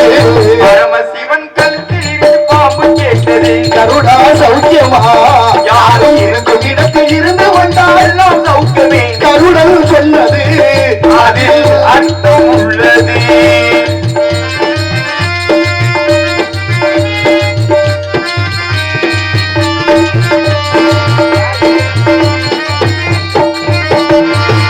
நானும் சேர்ந்திடும் கோவிலவு வானம் போல நாடிலவை போல தேர்ந்து விட்டே நீ வளர்ந்ததாலோ. நீயும் நானும் சேர்ந்திருக்கும் நிலவு வாழும் போலே, நிலவு போல செய்து வந்தேன் நீ வளர்ந்ததாலே.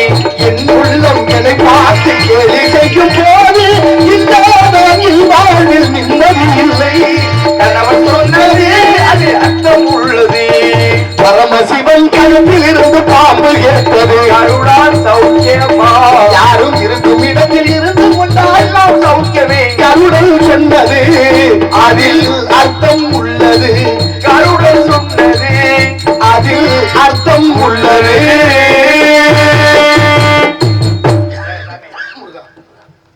இருமல் என்னை தொல்ல வந்து.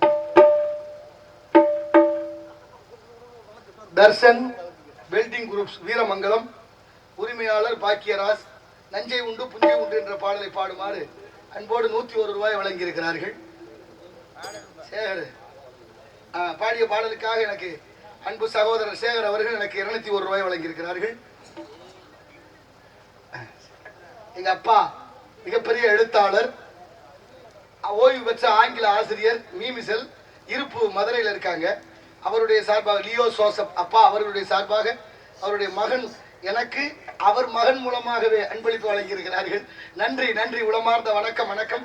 2 நாளைக்கு முன்னால வாழ்நாள் சாதனையாளர் விருதை எங்க அப்பா கையால ராஜாக்கூர் மேடையிலே வழங்கினார்கள். அது மறக்க முடியாத தருணம். அதெல்லாம் இறைவனுடைய திருவருள். எங்கெல்லாம் நசுக்கப்படுகிறோமோ அங்கெல்லாம் உயர்த்துகிறான் இறைவன், அதுதான் யதார்த்தம். ஆமா, எல்லாம் அவன் செயல். ஆகையினால இடத்தின் சிறப்பை பார்க்கின்ற பொழுது வாடிய பயிரை கண்ட போதெல்லாம் வாடினேன் இறைவா என்று வள்ளலார் பிறந்த பூமி, பயிர் வாடினால் கூட உயிர் வாடியதாக கருதிய மகான். நீங்க எல்லாம் பாருங்க, பொம்பளை பிள்ளைகளுக்கு இப்ப பொண்ணு வாக்க போனான்னு வச்சுங்க, அப்பா அம்மா போய் பொண்ணு உள்ள பாத்துருவாங்க, தாய் மாமனை கூட்டிட்டு போய் பாப்பாங்க. மாப்பிள்ளையோ பொண்ணோ கூப்பிட்டு இந்த பொண்ணு பிடிச்சிருக்காப்பா, பிடிச்சிருக்கு இல்ல பிடிக்கல, 2 வார்த்தை. பிடிச்சிருக்குன்னா கல்யாணம் மணவரையில தான் அப்புறம் பொண்ணு மாப்பிள்ளை சந்திப்பாங்க. அப்ப கூட வெக்கப்பட்டுக்கிட்டு பொம்பளை பிள்ளை தலை நிமிராது. ஆமா, நான் ஒரு 25-30 வருஷம் அப்படி அப்படியே தாலி கட்டுவாங்க. தாலி கட்டுற வரைக்கும் முகத்தை கூட பார்க்காம பேச்சுவார்த்தை இல்லாம அப்புறம் மணவரையில இருந்து முடிச்சதுக்கு அப்புறம் இரவு நேரத்துல அந்த சாந்தி முகூர்த்த அறைக்குள்ள போனா 2 பேருக்கும் வெக்கம், பேச மாட்டாங்க. இருக்கும்ல, ரொம்ப அமைதியாவே இருப்பாங்க. என்ன நீங்க பேச மாட்டேங்கிறீங்க, நீங்க பேச வேண்டியதானே. இல்ல எனக்கு வெக்கமா இருக்கு. இல்ல பரவாயில்ல பேசுங்க அப்படின்னு பார்த்தா பேசி 10 மணி ஆயிருமா. 10 மணிக்கு மேல வீட்டுல இருக்க பெரிய முட்டை என்னடா பேசிக்கிட்டே இருக்க, விளக்க அணைக்காம அப்படின்னு சத்தம் கேட்டோன்னா பதறி போய் விளக்க அணைச்சா பொழுது விடியது தெரியாது. காலையில எந்திரிச்சு ஏதோ ஒரு குற்ற உணர்ச்சியில அவ ஒரு பக்கம் இவ ஒரு பக்கம் அப்படியே நடமாடி இப்படி தெரியக்கூடாது, புள்ள பொண்ணு பிள்ளை நல்லா ராசி ஆக்கணும் அப்படி நினைச்சு குளிச்சுட்டு கோயிலுக்கு போகணும். கோயிலுக்கு அனுப்புவாங்க. கோயிலுக்கு போறதே கோயிலை பத்தி சொல்லணும், சுத்தி இருக்கிறவங்களை பத்தி சொல்லணும், யாராவது பார்த்தா பேசணும். இப்படி பேசி வந்தா 2 மாதம் 3 மாதத்துல பொம்பளை பிள்ளை வாந்தி எடுத்துரும். வாந்தி எடுத்தோன்னா தெரியுமா இப்பதான் நமக்காக ஒரு உயிரை சுமக்கிறாங்கிற உணர்வு அவனுக்கு வரும். இப்ப அவன் அதுக்காக வாழணும்.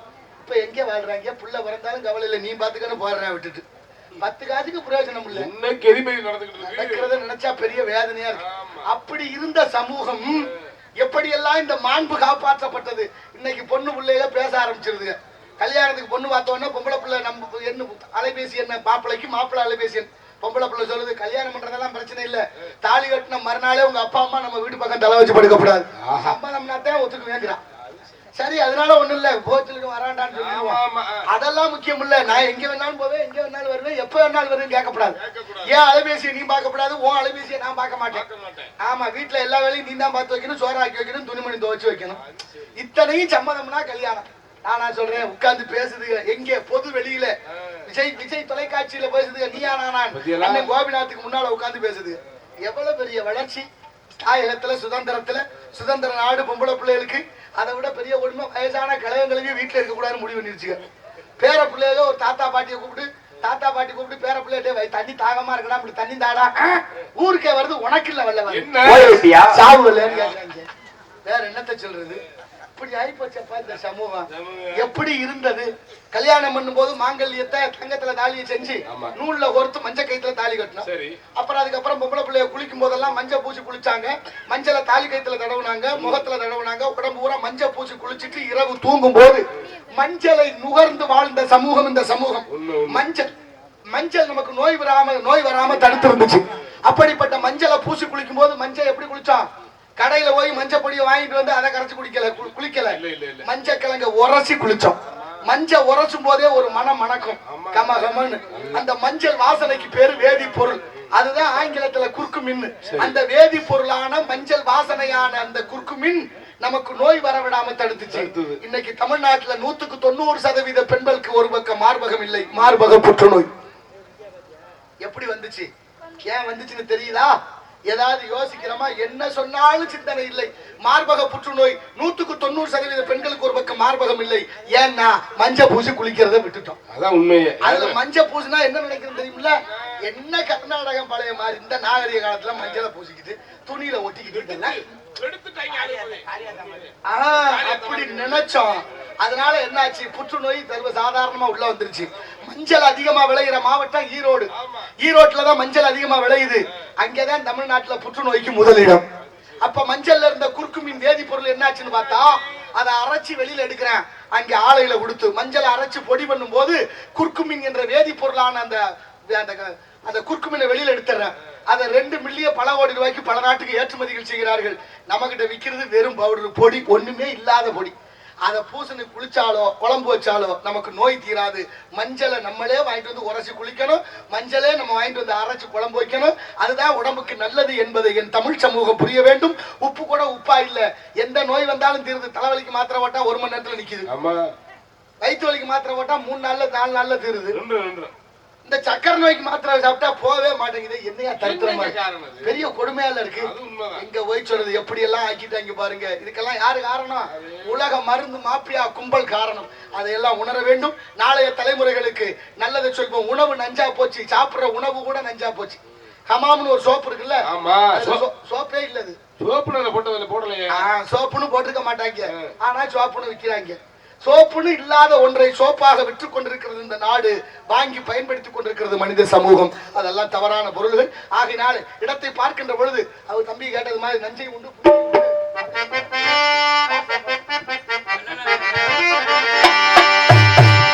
தந்தனானா தந்தனானா தந்தனானா தந்தனானா தந்தனானா தந்தனானா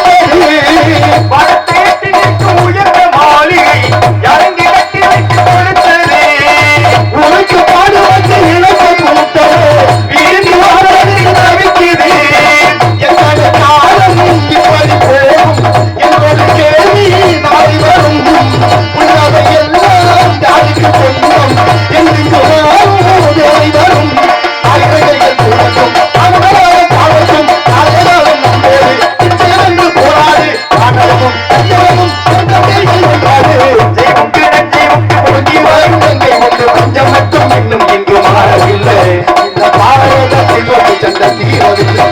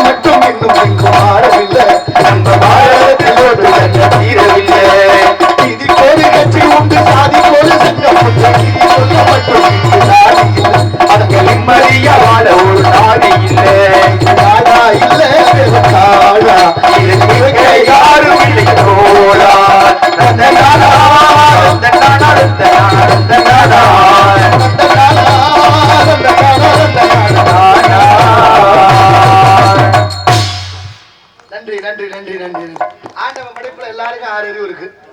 இருக்கா இல்லையா? ஆறு அறிவு இருந்திருந்தா எல்லாம் சரியா இருந்திருக்குமே. சில பேருக்கு 5 அறிவு, சில பேருக்கு 4 அறிவு. மாக்களும் ஐயறிவினவை என்பது தொல்காப்பியம். ஆமா.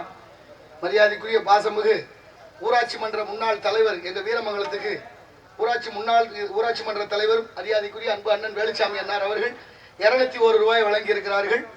அவர் தான் இந்த வில்லேஜ் குக்கிங் சேனல் தெரியுமா உங்களுக்கு? வில்லேஜ் குக்கிங் சேனல் என்ற வீரமங்கலத்து பெருமையை உலக அளவுக்கு கொண்டு சேர்த்தது அந்த வலைதளத்துல யூடியூப் சேனல் வழியாக அந்த தம்பிகள் கொரோனாவுக்கு 10 லட்சத்தை அள்ளி கொடுத்திருக்கிறார்கள் முதலமைச்சர்கிட்ட. பெரிய விஷயம் இல்ல? ஆமா. அப்படிப்பட்ட மகத்தான ஒரு இறைவனுடைய திருவருள். அதனாலதான் ஒடுக்கப்பட்ட சமூகம் உயர்ந்து வரும்போது நம்ம எல்லாம் பாராட்ட வேண்டும். அப்படிப்பட்ட இந்த ஊர் பேரை நிலைநாட்டிய அந்த வில்லேஜ் குக்கிங் சேனல் உரிமையாளரும் அந்த பிள்ளைகளை பெற்றெடுத்த அந்த தந்தையாரான எங்க மரியாதைக்குரிய அன்பு அண்ணன் வேலுச்சாமி அண்ணா எனக்கு 201 ரூபாய் வழங்கி இருக்கிறார்கள். நன்றி, உளமார்ந்த வணக்கம். நீங்க ஒரு புருஷனுக்கு முன்னாடிக்கு வாக்குவாதம் பெரிய சண்டைனா இனிமே என்னத்தை சேர்ந்து வாழ்ந்தோம் பிரிஞ்சிருவோன்னு முடிவு பண்ணி நீதிமன்றத்துக்கு போயிருக்காங்க. நீதிபதி கேட்கிறாரு, என்னையா பிரச்சனை? ஏன் ஐயா இனிமே இவளோட நான் வாழ முடியாது. அவர் சொல்றாரு, இனிமே நானும் வாழ முடியாது இந்த ஆளோட. அப்படின்னா சரி என்ன செய்யணும், விவகாரத்துக்கு கொடுங்க அப்படின்னா. சரி புள்ள விட்டு இருக்கா? ஆமா இருக்கு, 3 பிள்ளை இருக்கு. ஆமா இப்ப யாராரு எத்தனை பிள்ளைய வளர்க்கறது? அந்த அம்மா சொன்னா படக்குன்னு அந்த ஆள் சம்பாதிக்கிறாரு, எங்க போறாரு வர்றாரு, 2 பிள்ளைய அவர் வளர்க்கட்டும், நான் 1 பிள்ளைய வளர்க்கறேன். அவர் சொன்னாரு, என்னதான் நான் ஆம்பளை சம்பாதிச்சாலும் நான் அங்க ஓடுற ஆளு, வீட்டுல பிள்ளைய உட்காந்து பாத்துக்கிட்டு இருக்க முடியாது. அந்த அம்மா 2 பிள்ளைய வளர்க்கணும், நான் 1 பிள்ளைய வளர்க்கறேன். 2 பேருக்கும் சண்டை வந்துருச்சு. மருதரம் இப்ப நீதிபதி சொன்னாரு, ஏற்கனவே சண்டையை போட்டுக்கிட்டாங்க, இங்க வந்தீங்க மருதரமா சண்டை போடுறது, ஒரு முடிவுக்கு வாங்கப்பா அப்படின்னாரு. அவர் சொன்னா, ஐயா கொஞ்சம் பொறுத்துக்குங்க, ஒரு 5 நிமிஷம் அவகாசம் கொடுங்க, இந்த பிள்ளைய கூட்டிட்டு போய் தனியா பேசி ஒரு முடிவுக்கு வாரேன். கூட்டிட்டு போனா ஒரு 5 நிமிஷம் கழிச்சு வந்தேன். என்னப்பா பேசி முடிச்சிட்டியா? ஆமா ஐயா. என்ன செய்யணும்ப்பா? இப்ப நீங்க இன்னொரு உதவி பண்ணுங்க. உதவி பண்றேன்னு சொல்லு, இன்னும் 1 வருஷம் அவகாசம் கொடுங்க. என்னடா 5 நிமிஷம் கேட்டா இப்ப 1 வருஷம் கேக்குறீங்க இருக்குன்னாரு. இல்ல 3 பிள்ளைய பெற்றதுனால ஆளுக்கு 2ஆ பிரிக்க முடியல, ரொம்ப சிக்கலா இருக்கு. ஆமா சமமா பிரிக்கிறது ரொம்ப சிரமமா இருக்கு. நீங்க 1 வருஷம் அவகாசம் கொடுத்தீங்கன்னா இந்த பிள்ளை இன்னொரு தடவை மாசமாக்கி இன்னொரு பிள்ளை பெத்துக்கிட்டா 4 பிள்ளை ஆயிரம், ஆளுக்கு 2ஆ பிரிச்சுக்கலாம்னு நீதிபதிக்கே யோசனை சொல்றாங்க. நடக்குது நாட்டுல. என்னத்த சொல்றது? சரின்னு சொல்லி சரி போய் வாப்பா, எப்படியோ உன் விருப்பம் நடக்கட்டும். வந்தா பொம்பளை பிள்ளை மாசம் ஆயிடுச்சு, 10வது மாதம் குழந்தை பிறக்க போகுது. இவன் நினைக்கிறான் ஏற்கனவே 3 இப்போ 1 பிறந்தா 4, ஆளுக்கு 2ஆ பிரிச்சுக்கலாம் அப்படின்னு முடிவு பண்ணிக்கிட்டு இருந்தா. ஆனா கடவுள்னு ஒருத்தன் இருக்கா இல்ல, நம்பித்தானே ஆகணும். ஒரே பிரசவம் 2 உள்ள பிறந்து போச்சு. ஏற்கனவே 3 இப்ப 2 5 எப்படி பிரிக்கிறது? அப்ப இன்னொரு முறை அவகாசம் கேட்க சொல்லாமன்னு பார்த்தா அதுவும் 2 தான் 7 ஆகி போயிடும். அப்ப பிரிக்க முடியாது. 30 கோடி முக முடியாது. நம்ம நினைப்பதெல்லாம் நடந்து விட்டால் தெய்வம் ஏதும் இல்லை, நடந்ததை நினைத்திருந்தால் அமைதி என்றும் இல்லை என்று கவிஞர்கள் எல்லாம் நமக்கு கருத்துக்களை சொல்லி வைத்திருக்கிறார்கள். ஒவ்வொரு கருத்துக்களும் ஒவ்வொருக்கும் கடைபிடித்து வாழ வேண்டும், அந்த வாழ்க்கை சிறப்பானதாக அமைய வேண்டும் என்று நல்ல எண்ணத்தோட இடத்தின் சிறப்பை பார்க்கின்ற பொழுது அஞ்சரை வைங்க. சபரியிலே பெருகுதுவார் மகர ஜோதி, தர்மசாஸ்தாவின் அருகூறும் கருணை ஜோதி.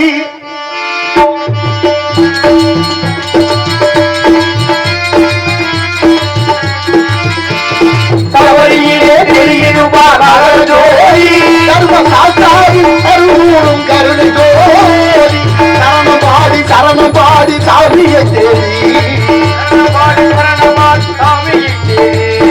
சரணம் பாடி சாமியை தேடி ஐயன் சன்னதியில் கூடுகின்றார் 1000 கோடி ஐயன் சன்னதியில் கூடுகின்றார் 1000 கோடி சபரியிலே தெரியுமா ஜோதி தர்ம சாஸ்தாவின் அருளும் கருணை ஜோதி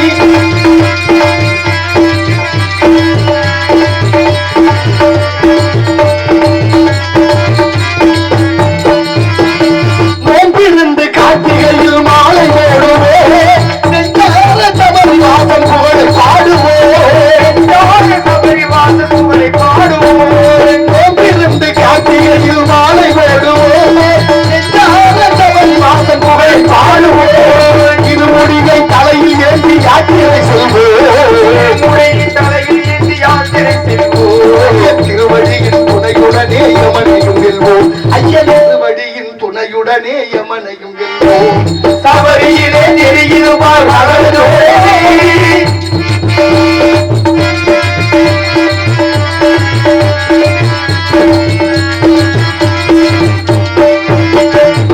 பம்பையிலே நீராடு பாவங்கள் மறையும் சேத்தை உள்ளியாடும் போது சிந்தனை தெரியும் பம்பையிலே நீராடு பாவங்கள் மறையும் சேத்தை உள்ளியாடும் போது சிந்தனை தெரியும் 18 படிகளிலே தத்துவம் புரியும் 18 படிகளிலே தத்துவம் புரியும் பாதங்களை சரணடைந்தால் நிம்மதி மலரும் ஐயன் பாதங்களை சரணடைந்தால் நிம்மதி மலரும் சபரியிலே தெரியுமா ஜோதி சாஸ்தாவின் அருளும் கருணை ஜோதி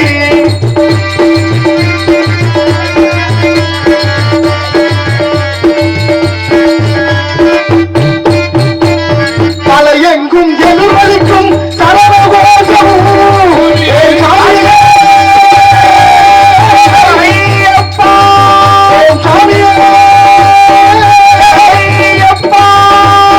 தலையெங்கும் எதிர்வலிக்கும் சரணகோஷமும் மனமகிழும் சாமிக்கு திறனை அபிஷேகம் மணிகண்டன் போல் உலகில் தெய்வமும் இல்லை உலகில் தெய்வமும் இல்லை மலர் பாதம் சரணடைந்தால் துன்பமும் இல்லை ஐயன் மலர் பாதம் சரணடைந்தால் துன்பமும் இல்லை சபரியிலே தெரியுமா ஜோதி சாஸ்தாவின் அருள்கூறும் கருணை ஜோதி சரணம் பாடி சாமியை தேடி சரணப்பாடி சாமியை தேடி ஐயன் சன்னதியில் கூடுகின்றார் 1000 கோடி ஐயன் சன்னதியில் கூடுகின்றார் 1000 கோடி சபரியிலே தெரியுமா ஜோதி தர்ம சாஸ்தாவின் அருள்கூறும் கருணை ஜோதி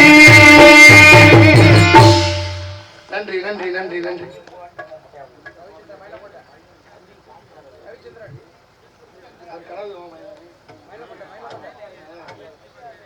பேர்களை கேட்டா பார்த்தா தெரியுது சில நேரத்துல எப்ப பார்த்தது மச்சானே அன்பு மைத்துனர் ரவிச்சந்திரன் ஆமா எங்க மாமா கணபதி மாமா அவர்களுடைய அருந்தவ புதல்வர் நன்றி எனக்கு 201 ரூபாய் வழங்கி இருக்கிறார்கள் நம்ம பிறந்த மண்ணு இந்த மேடையில தான் ஐயப்பா எனக்கு அரங்கேற்றம் 1991 ஆண்டு மாசி மாசம் 3ஆம் தேதி இந்த மேடையில எனக்கு அரங்கேற்றம் என்னுடைய அரங்கேற்றத்திற்கு நிறைய எங்க கிராமத்தார்கள் பாடுபட்டார்கள் வீடு வீட்டுக்கு நெல்லு வசூல் செய்தோம் வீடு வீட்டுக்கு 50-100 பணம் கொடுத்தார்கள் மேடையில அன்பளிப்புகளை வாரி வழங்கி என்னை காப்பாற்றியது இந்த கிராமத்தை என்றும் மறக்க முடியாது இப்ப நான் எங்கெங்கயோ போயிட்டு இருக்கேன் அது வேற விஷயம் ஆனாலும் அன்று இருந்து எங்க அம்மா முன்னால உட்கார்ந்து நாடகம் பார்த்தாங்க அப்ப நான் ஒரு பாட்டு பாடுனேன் பாடுறேன் பாருங்க சினிமா பாடுத்தேன் அழுக ஆரம்பிச்சிட்டேன் அதனால அப்படி ஒரு இந்த மேடையை எனக்கு மறக்க முடியாது அதுக்கப்புறம் இப்ப நிறைய தடவை வந்தாச்சு மீண்டும் மீண்டும் இந்த மரியாதைக்குரிய நம்ம கிராமத்தார்கள் மறக்காம சென்றாலும் நமக்கு அடிப்படை ஆமா அடிப்படை அதை மறக்க நிறைய பேர் அரங்கேற்றம் இன்னைக்கு தம்பி தமிழ்ல இருந்து இன்னைக்கு முருகனா வர போறாரு அன்பு பேரப்புள்ள பப்புனா இங்கே அரங்கேற்றம் பண்ணாரு அன்னைக்கு நான் வர முடியல எனக்கு நாடகம் இருந்தது வர முடியல அதனால அன்பளிப்புகளை வாரி வழங்கி எனக்கு மரியாதை கொடுத்து என்னை மீண்டும் மீண்டும் இந்த மண்ணுக்கு வரவழைத்த உங்க எல்லோருக்கும் என்னுடைய நன்றியை காணிக்கையாக்குகிறேன். நன்றி மட்டுமல்ல, இந்த உடலில் உயிர் இருக்கிற வரைக்கும் வீரமங்கலங்கிற பெயரை என்னால் முயன்றவரை காப்பாற்றுவோம் என்று எண்ணுகிறேன். ஆகையினால் இடத்தின் சிறப்பை பார்க்கின்ற பொழுது அழகான இடம். அப்பா, தம்பி, ஐயப்பா, அரிசி வாங்கணும் எங்க போவோம்? அரிசி கடைக்கு தான் போகணும். அரிசி வாங்கணும் ரேஷன் கடைக்கு, நியாய விலை கடை, கதிர் ரேசன நாடன். ஆமா, நான் சொல்றது ஆன்மீகத்துல சொல்றேன். அரிசி வாங்கணும், அரிசிவான்னு சொல்லணும்னா கதிரேசன் ஆடணும். கதிரேசன்னா முருகன், முருகனை சொன்னா போதும், அரியும் சிவனும் ஒண்ணு. இப்ப நீ சொல்ற மாதிரி அரிசி வாங்கணும்னா நியாய விலை கடைக்கு போகணும்.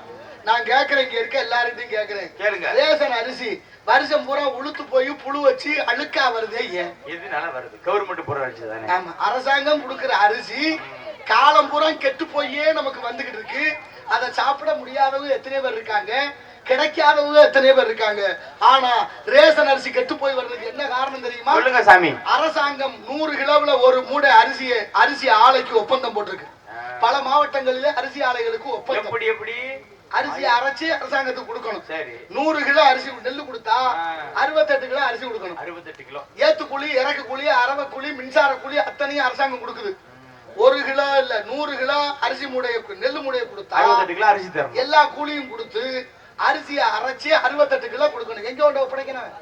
தானிய கிடங்குன்னு ஒண்ணு இருக்கா, நுகர்பொருள் வாணிப கழகம், அங்க கொடுக்கணும். அங்க கொண்டே கொடுத்தா அவங்க தான் கொண்டு வந்து ரேஷன் கடைக்கு கொடுக்குறாங்க. ரேஷன் கடையில இருந்து மக்களுக்கு போய் சேருது.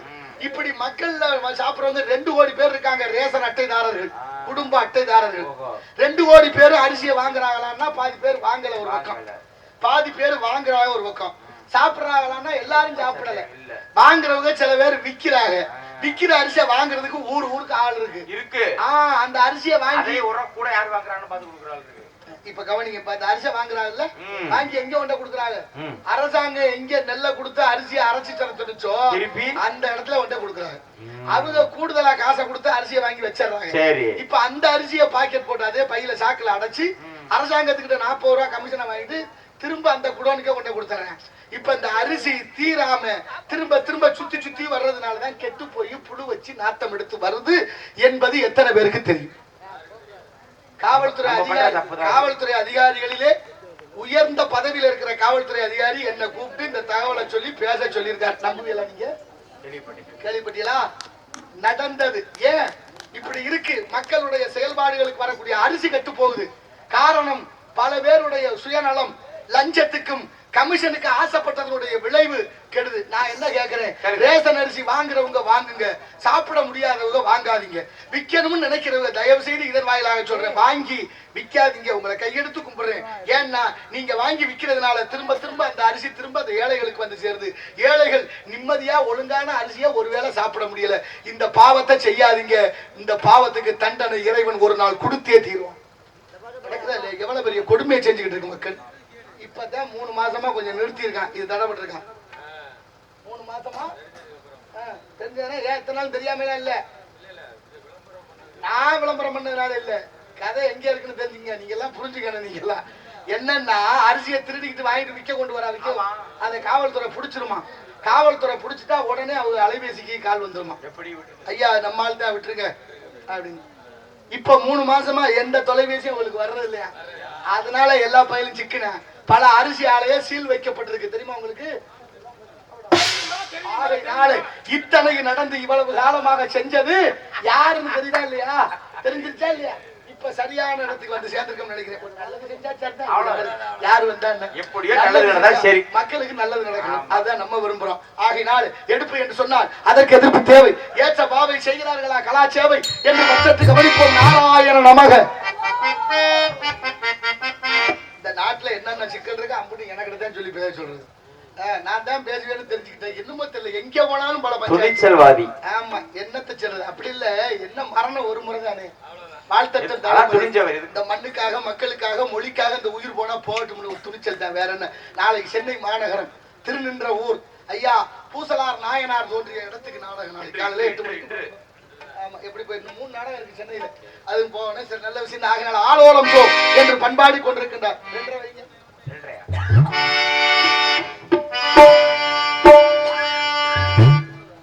வள்ளி இங்கே முருகனை அடைய வேண்டும் என்ற லட்சியத்தோடு வாழ்ந்து கொண்டு 1 வாரமா காய்ச்சல். காய்ச்சலோட ஊசியை போட்டு நாடகத்துக்கு போய் போய் வந்தா கடைசியா இருமல்ல கொண்டாந்து விட்டுருச்சு. நானும் எவ்வளவு மாத்திரை மருந்து ஊசி முடியல அடிக்க தொந்தரவு வருது, மன்னிச்சுக்கங்க. சரி, எல்லாம் இறைவன். மல்லி மல்லி சொந்து மல்லி ஆள சத்துரடி அது கிள்ளி கிள்ளி என்ன இல்லா சத்துரடி மச்சாவுக்கு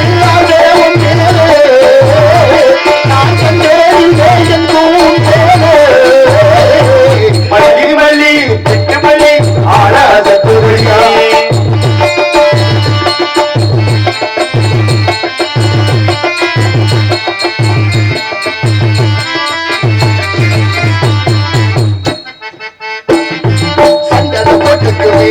கொஞ்சம் செந்தூர போமச்சதாரு இந்த வயசுக்கு அது பறக்குது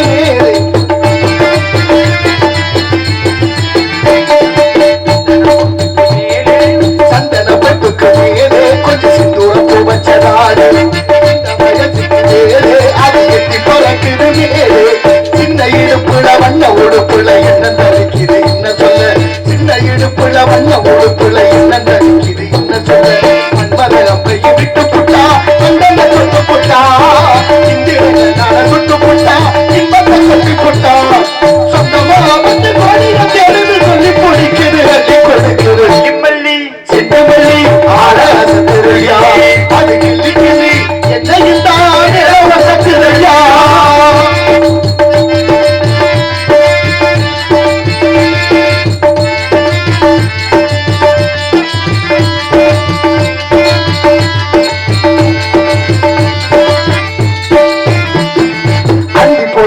மேலே அந்த ஆத்தங்கர பக்கவாறு சொந்தம் இருப்பதனாறு சொத்து சொல்லுங்கிறாரு அந்த பொழுதுக்கு மேலே அந்த ஆத்தங்கர பக்கவாடி சொந்தம் இருப்பதனாலே சொத்து சொல்லுங்கிறாரு சுந்தரிய கொடி முந்திரிய உன்னை தூக்கிட்டு தோப்புக்கு போய் சுந்தரிய கொடி முந்திரிய உன்னை தூக்கிட்டு தோப்புக்கு போய் சொல்லி பாரு சட்ட போடு மச்சா தோப்புக்கு வர மச்சா வெட்டி போடு மச்சா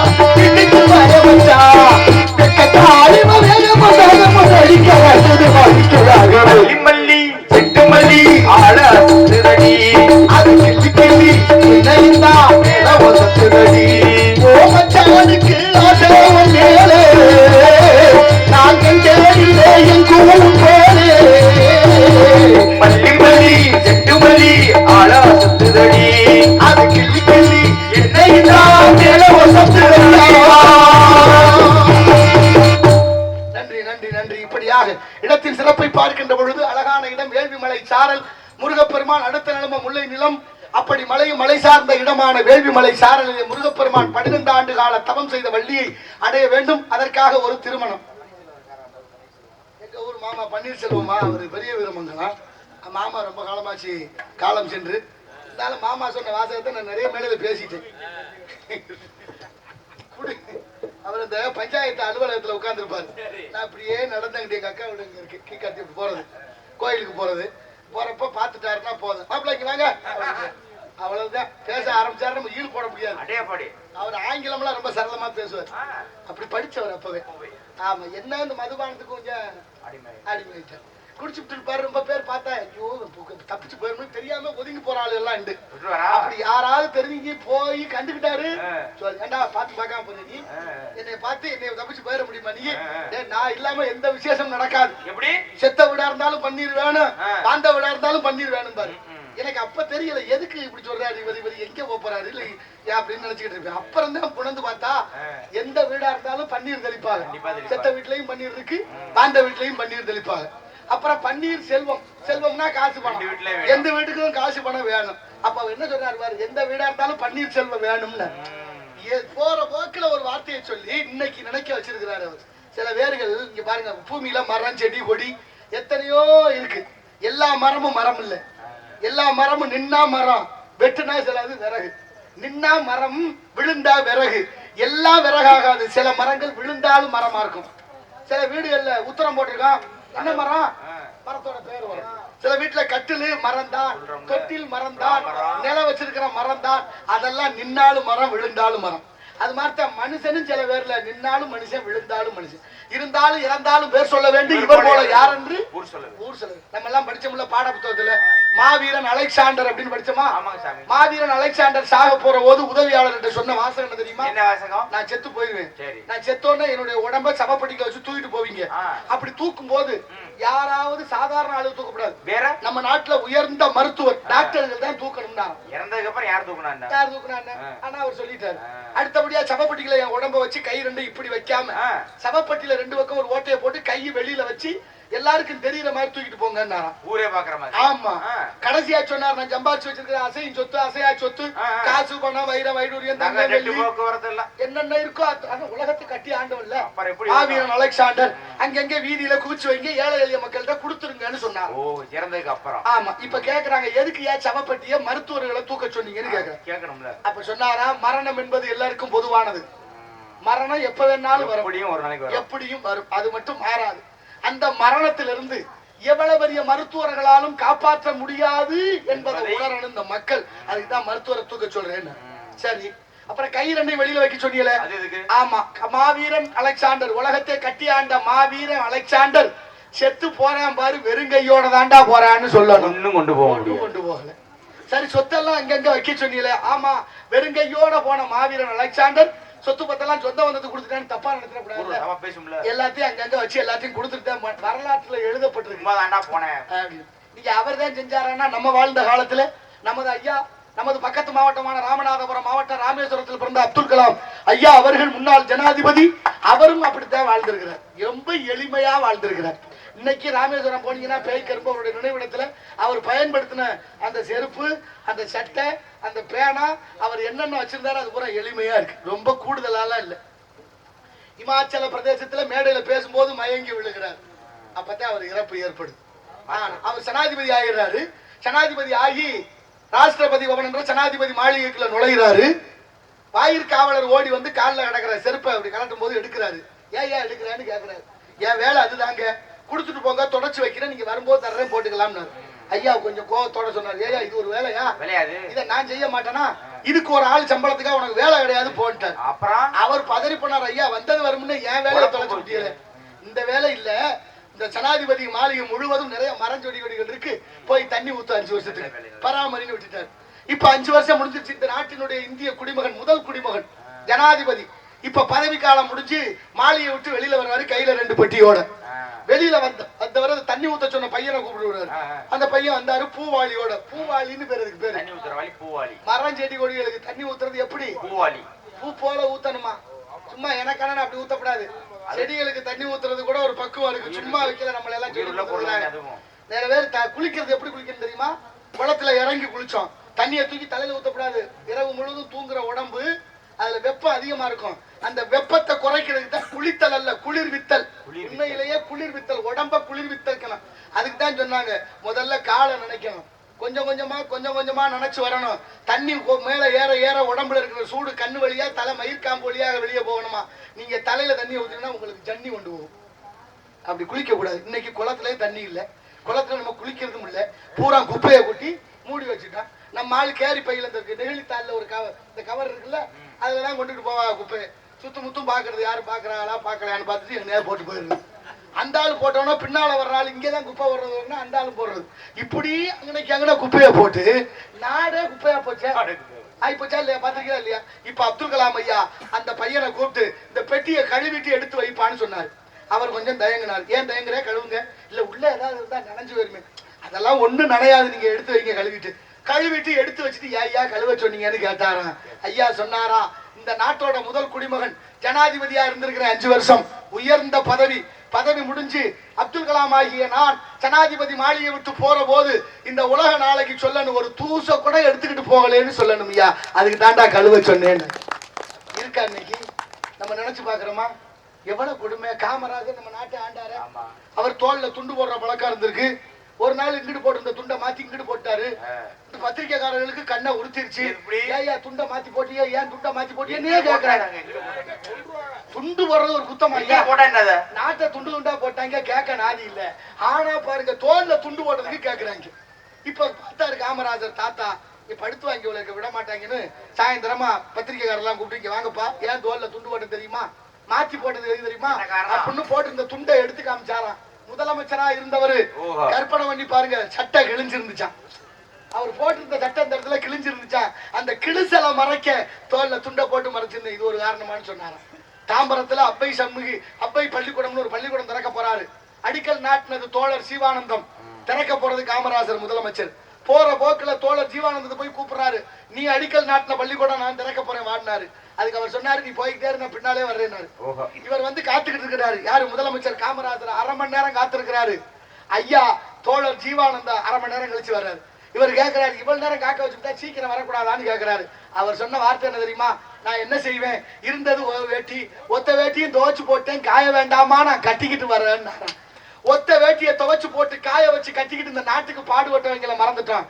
கோடி கோடியா பதுக்கவும் ஒதுக்கவும் சின்ன வீட்டுல எத்தனை வேட்டியை அவுத்து வச்சோம்னு தெரியாம தடுமாறுறான் பல பேர். நமக்கு தேவையில்லை அது பெரிய இடத்து பொல்லாப்பு, அரமணை கோழி முட்டை அம்மிகளை உடக்கி எங்க நமக்கு ரோசம் வரப்போகுது நினைக்கிறீங்களா? ஆமா, 5 வருஷத்துக்கு ஒரு தடவை அழகான வாய்ப்பு வருது. ஆனா வாய்ப்பை என்ன பண்றான், தவிட்டுக்கு விக்கிறம தங்கத்தை. என்ன செய்யறது, என்ன கொடுமையை சொல்றது, ஒன்னும் சொல்றதுக்கு இல்ல. பாரனைத்தும் பொய்யனவை என்று பட்டணத்து பிள்ளையை போல் யாரும் துறக்க அரிது அரிதுனார் தாய்மானவ சுவாமி. 9 கோடி சொத்து அன்னைக்கு மகன் கேட்ட ஒத்த வார்த்தையால தெருவில் தூக்கி போட்டு போனார். காதற்ற ஊசியும் வாராது காணும் கடை வலிக்கேன்னு. குமாசா சேந்தனார் கேட்கிறார், ஐயா சொத்தெல்லாம் என்ன தூக்கி தெருவில் போட்டுனாராம். மனசு வருமா? அவள் அக்கா ஒருத்தி இருந்துக்கிறான். தம்பி சாமியாரா போனது போன இந்த சொத்துல கொஞ்சம் கொடுக்காம போயிட்டானே, அப்படி சொத்துல கொடுக்கவும் இல்ல. சாமியாரா போனா வேற ஊர் பக்கம் போகாம நம்ம உள்ளூருக்குள்ளேயே பிச்சை எடுத்து சாப்பிடுறான், கேவலப்படுத்துறானே அப்படின்னு எப்படியாவது தம்பியை கொண்டு விடணும்னு அக்கா நினைச்சாலும். அப்படிலாம் எங்க அக்காவெல்லாம் நினைச்சிருந்தா நல்லா எப்போது செத்துருவான். எங்க அக்காவளை பத்தி எல்லாருக்கும் தெரியும். நான் அதிக செத்துருங்க. அப்படி ஒரு உயிர். என்ன செய்ய, இறைவன் என்னமோ நடக்குது. அது ஒரு பக்கம் மனசுக்கு சரி இருக்கட்டும். இப்ப பாருங்க, அந்த அக்கா நினைச்சா அப்பத்துக்குள்ள விஷத்தை வச்சு தம்பியை கொள்றதுக்கு கொடுத்து விடுறான். அப்பத்துக்குள்ள தம்பி வாங்கி பாக்குறாரு, அக்கா விஷம் வச்சிருக்க தெரிஞ்சு வச்சு, தன்வினை தன்னை சுடும் ஓட்டப்ப வீட்டை சுடும்னு கூரை மேல தூக்கி போட்டாராம். வீடு பற்றி எரிந்தலாம். அப்படிப்பட்ட மகான்கள் வாழ்ந்த நாடு. அள்ளி கொடுக்க வேண்டாம், கை கொடுத்திருக்கேன் ஆண்டவன், கிள்ளியாவது கொடுப்போம். ஈதல் இசைப்பட வாழ்தல் அது வல்லது, ஊதியம் இல்லை உயிருக்கு. இந்த இறைவனுடைய திருவருளாலே, காதமரவர் காளியுடைய திருவருளாலே 2019 அடியனுக்கு ஒரு விழா நடத்தினார்கள் குன்றக்குடியிலே, பாராட்டு விழா. அந்த குன்றக்குடியில நடந்த பாராட்டு விழாவில் 3 லட்சம் ரூபாய் செலவு செய்தார்கள். நான் 1 ரூபாய் செலவு செய்யல. எல்லா நண்பர்கள் ரசிகர்கள் செய்த செலவு. ஏன் சொல்லணும்னா சொல்லி ஆகணும், சில நேரத்தில் சொல்லாம இருக்கலாம், தப்பு இல்லை. ஆனாலும் சொல்லிட்டா கொஞ்சம் மனசு பாரம் குறையும். அப்படிப்பட்ட விழா நடந்து முடித்ததுக்கு அப்புறம் அந்த விழாவோடு நின்று விடக்கூடாது, ஏதாவது தொடர்ச்சியா ஆகணுமே முடிவு பண்ணி அதுல 10 பேர் 20 பேர் சேர்ந்து பேசி அதை அறக்கட்டளையாக மாற்றணும். அந்த அறக்கட்டளையாக தொடங்கி இன்னைக்கு வரைக்கும் 5வது வருஷம் நடந்துகிட்டு இருக்கு. என்னுடைய பெயரிலே கலைவேந்தர் கவிராச அறக்கட்டளை என்ற பெயரிலே இதுவரைக்கும் 5 லட்சம் ரூபாய்க்கு மேல ஏழை எளியவர்களுக்காக உதவி செய்திருக்கிறோம் என்பது அந்த இறைவனுடைய திருவருளாலே, ஆண்டவனும் அருளாலே, உங்களை போன்றவர்கள் கொடுத்த காசால அது நடந்துகிட்டு இருக்கு. என்னால முடிஞ்ச உதவியை அது செஞ்சுக்கிட்டே இருக்கும். நல்லது எல்லாம் இறைவனுடைய திருவருள். நம்ம 4 பேருக்கு நல்லது செஞ்சா ஏதோ நல்ல வழியில ஒரு சேரும் அப்படிங்கிற காரணத்தினாலே எல்லாத்திலும் ஏழையின் சிரிப்பில் இறைவனை காணலாம் என்பார்கள் முன்னோர்கள். நமக்கு அவ்வளவா சொல்லி வைத்திருக்கிறார், அதையெல்லாம் பயன்படுத்த வேண்டும். அஞ்சரை வைப்பாங்க. ஏழமக வீட்டுக்குள்ளே இளம்பிறையாய் வந்தவனே, வாழையடி வாழையென வளர்ந்து வரும் சந்திரனே, தாழ்வழியும் முகத்தில் நீர்வழிய கூடாதா, பார்த்து புட்டா பெத்த மனம் தாங்காது, கண்ணுறங்கு கண்ணுறங்கு கண்ணுறங்கு. ஆத்துக்கு பக்கம் ஆத்து சுரக்கிற ஊத்துக்கு பக்கம் யாரோ வச்ச தெரிய அது நம்பி இருக்குது மண்ண, தானாக வளர்ந்த மரம் மரமா, ஒரு தாயாரு தந்தையாரு கூறம்மா. ஆத்துக்கு பக்கம் ஆத்து சுரக்கிற ஊத்துக்கு பக்கம் யாரோ வச்ச தெரிய அது நம்பி இருக்குது மண்ண, தானாக வளர்ந்த மரம் மரமா.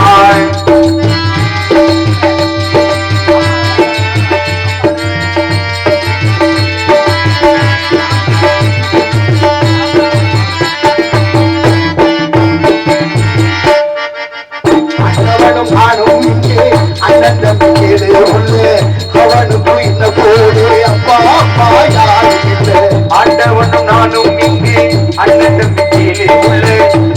யாருக்கும் என்ன போடு அப்பா அம்மா யாரும் ஓடும் நதி ஒருத்தனுக்கு சொந்தமில்லை அம்மா ஓடும் நதி ஒருவனுக்கு சொந்தமில்லை அம்மா ஓடும் நதி ஒருத்தனுக்கு சொந்தமில்லை அம்மா இந்த ஓட்ட கூற வீட்டுக்காரன் சொந்தமில்லான் அம்மா இந்த ஓட்ட கூற வீட்டுக்காரன் சொந்தம் எல்லாம் ஆத்துக்கு பக்கம் அந்த சுரக்கிற ஒத்துக்கு பக்கம் யாரோ வச்சு அது நம்பி இருக்குது மண்ண தானாக வளர்ந்த மனம் பாரமா ஒரு தாயாரு தந்த யாரு கூறமா சின்ன மணிக்கான மணிக்கால நீ முன்னேறித்தான் போனாள் நம்ம ஊர் வந்தாச்சு வீரமங்கலம் வந்தாச்சு நாடகம் நடந்தாச்சு காய்கறி நடத்தி விளைஞ்சது தாலிபட்ட கடனை தீர்க்க தாலி ஒண்ணு பேருந்தா தாலிபட்ட கடனை தீர்க்க தாயார் என்ன பெற்று போட்டா தாலிபட்ட கடனை தீர்க்க தாலி ஒன்று நம்பியிருந்தான் தாலிபட்ட கடனை தீர்க்க தாயார் பெற்று நம்மை சுமக்கும் போது ஒரு கணக்கு போட்டு இருக்குது நம்மை சுமக்கும் பூமியும் ஒரு கணக்கு போட்டு இருக்குது நம்மை சுமக்கும் பூமியும் ஒரு கணக்கு போட்டு இருக்குது நாளை வாங்கும் வரவுக்கு அது இன்று நம்மை சுமக்குது நாளை வாங்கும் வரவுக்கு அது இன்று நம்மை சுமக்குது ஆத்துக்கு பக்கம் அதுக்கு பக்கம் அது சுமக்குது ஒட்டுக்கு பக்கம் யாரோ வச்ச தென்ன அது நம்பி இருக்குது மண்ணு. தானாக வளர்ந்த மரம் பாரம்மா ஒரு தாயாரு தந்தையாரு கூறம்மா. நன்றி நன்றி. இந்த பாட்டை அரங்கேற்றம் தன்னைக்கு பாடிப்பார். அதுக்கப்புறம் ரொம்ப நாளாச்சு பாடுறதே இல்லை. சரி இன்னைக்கு பாடலாமேங்கிற ஒரு எண்ணம் ஆகினால ஆலோலம் சோ என்று பண்பாடி கொண்டிருக்கிறார். காலநாமம் காரியத்திற்கு கேடு. நிறைய பாடலாம், நிறைய பேசிக்கிட்டே இருக்கலாம். அவ்வளவு கதைகளும் காரணங்களும் நம்ம நாட்டுக்குள்ள அவ்வளவு இருக்கா. சாப்பிடுற அரிசியோட அரிசியா இல்ல. கேரளா பக்கம் போயிருக்கீங்களா, பாத்திருக்கீங்களா? அங்க மார்த்தாண்டம் போனோம். மார்த்தாண்டம் எங்க இருக்கு? கேரளா ஓரத்துல இருக்கு. தமிழ்நாடு. தமிழ்நாடு கேரளா எல்லை. கன்னியாகுமரி. அரிசி இல்லைன்னா மட்டை அரிசி. அரிசி தானே, கொஞ்சம் கனமா இருக்கு. மட்டை அரிசி அப்படி பழகிட்டோம் நம்ம. அந்த அரிசி எல்லாம் சாப்பிடணும் மச்சான். அந்த அரிசியை இன்னைக்கு வரைக்கும் கேரளா சாப்பிடுறாங்க. நம்ம ஆளுக்கு தொண்டையில இறங்கலங்க. அப்ப எவ்வளவு பெரிய வருத்தம் பாருங்க. அந்த அரிசி என்ன பண்ற, நம்ம பாலிஷ் பண்றோங்கிற பேர்ல அதை இழைச்சி எடுத்துறோம். இழைச்சி எடுத்தா அது ஆங்கிலத்துல சிலிக்கி பாலிஷ். ஆமா, உண்மையிலேயே சிலிக்கி பாலிஷ் அதுக்கு பேரு. அதனாலதான் நமக்கு சத்து இல்லாம போச்சு, நமக்கு நோய் வருது. தெரியுமா உங்களுக்கு? அப்ப அவன்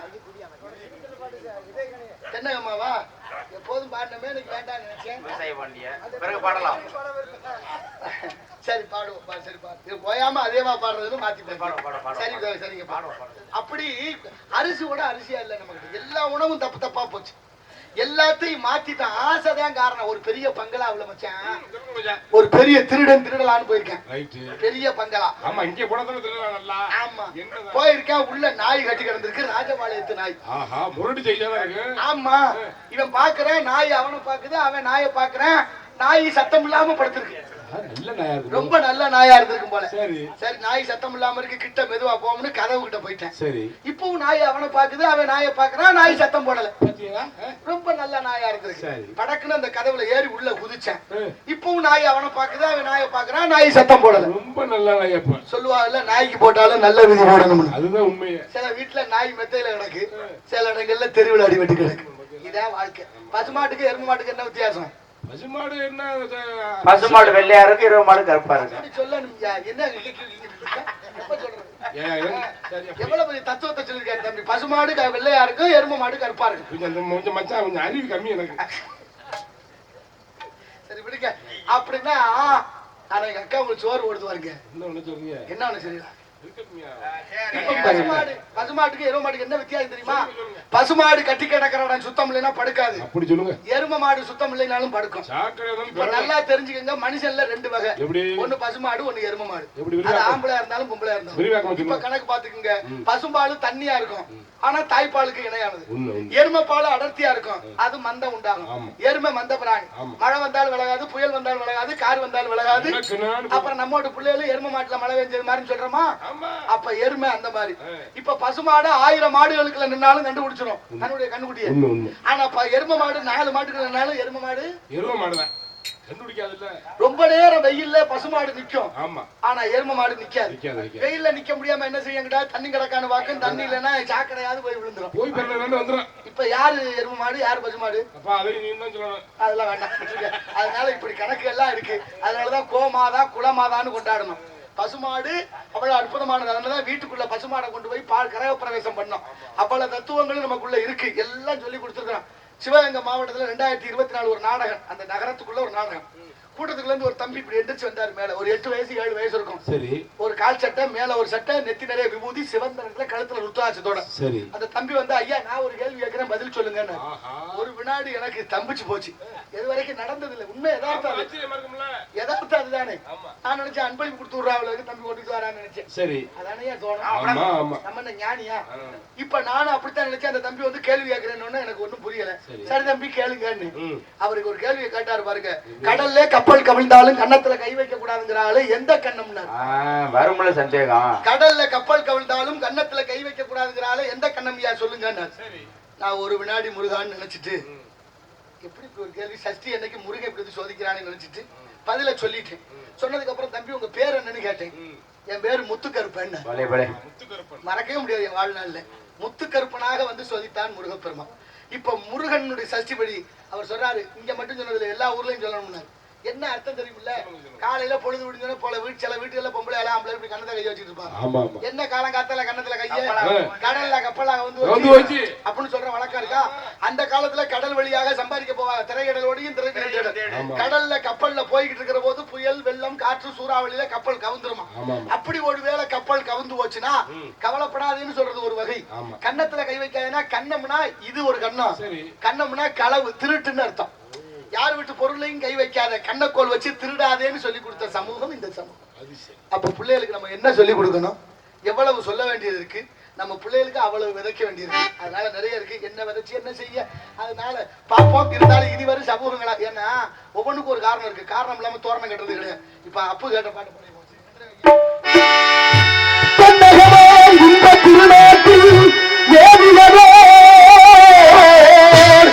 கண்ணடத்து குடகுமலை கடிவயத்தில் கருவாகி தலை காவிரியிலும் தாவியிடம் ஆகி ஏர்வீழ்ச்சி காணாது இருக்க சிவசமுத்திர நீர் வீழ்ச்சி எனும் பேரில்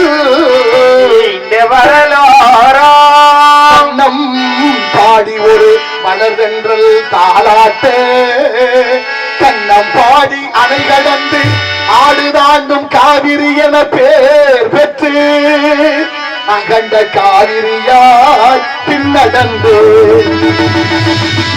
கரிகால பேர் வாழும் கல்லணையில் கொள்ளிடத்தில் காணும் இடமெல்லாம் பெருகி வந்து நம் தஞ்சை வளநாட்டை தாயாகி காப்பவளா கருணை காவிரி போல் செல்லும் இடமெல்லாம் சீர்திருத்தி பேரெருக்கி கண்ணும் கனியாகும் கருணையால் எல்லோருக்கும் இல்லை என நாளும் பேச வந்த கண்ணனியே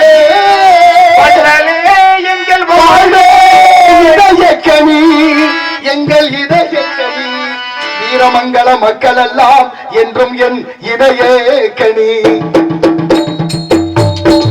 நீங்க நல்லாயிருக்கோனும் நாடு முன்னேற, இந்த நாட்டில் உள்ள ஏழைகளில் வாழ்வு முன்னேற, என்றும் நல்லவங்க எல்லோரும் நமக்கு முன்னாலே, நீங்க நினைச்சதெல்லாம் நடக்கணுங்க கண்டு முன்னாலே. நீங்க நல்லாயிருக்கோனும் நாடு முன்னேற,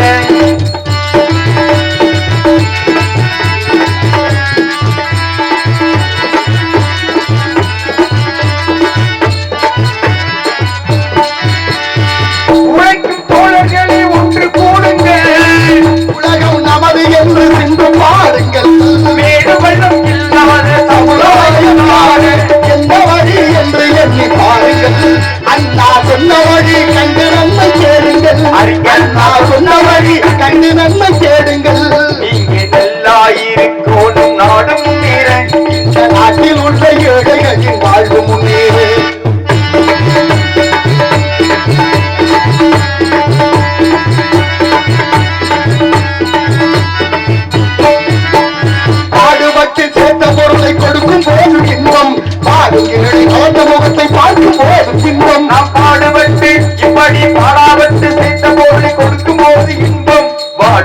மரணம் போட்டு காணும் போது இன்பம் ஆசையான வந்த துன்பம் சுயநலத்தின் பிள்ளை பேராசையாலே வந்த துன்பம் சுயநலத்தின் பிள்ளை சுயநலமே இருக்கும் நெஞ்சில் அமைதி என்றும் இல்லை அமைதி என்றும் இல்லை நீங்க நல்லா இருக்கணும் நாடு முன்னேறும் இந்த நாடு இல்லாமை இல்லை என்றாரே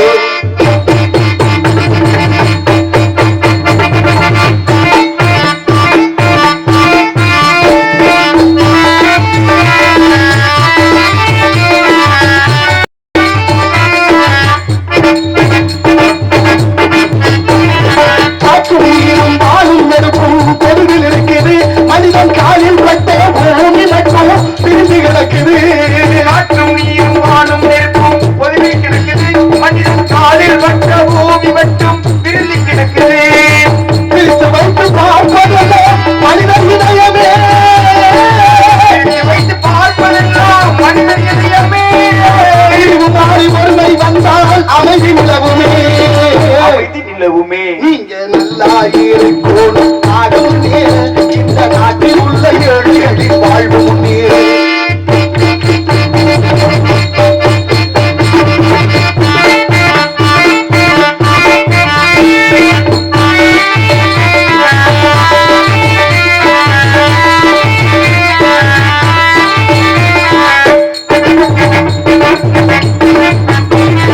நதியை போல நாமும் நடந்து பயங்கர வேண்டும் கடலை போல விரிந்த இதயம் இருந்திட வேண்டும்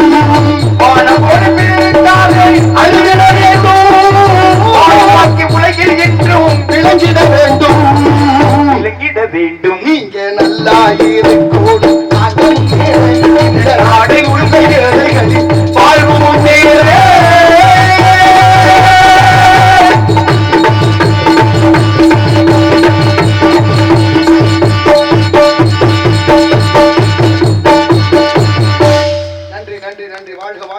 வருகிறார் காவலர் அவரை சந்திப்போம் அவரை பற்றி சிந்தித்து கழகத்தை தொடங்கினால் நியாயம் பிறக்க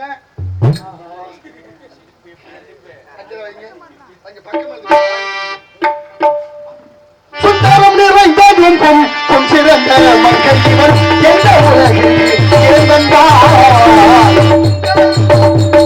சுந்தரம் நிறைந்து தரும்பும் பொன்சிறந்த மக்கள் இவர் எந்த உலகில் வந்தார் அந்த ரவி சுந்தரவர் தொந்தமி முழங்க வரும் அந்த ரவி சுந்தரவர் தொந்தமி முழங்க வரும் இந்திரன் வணங்கும் எங்கள் கந்தசாமிக்கே தகுந்தார் தாரம் நிறைந்திருக்கும் பொன்சிறந்த மக்கள் இவர் எந்த உலகில் இருந்தார்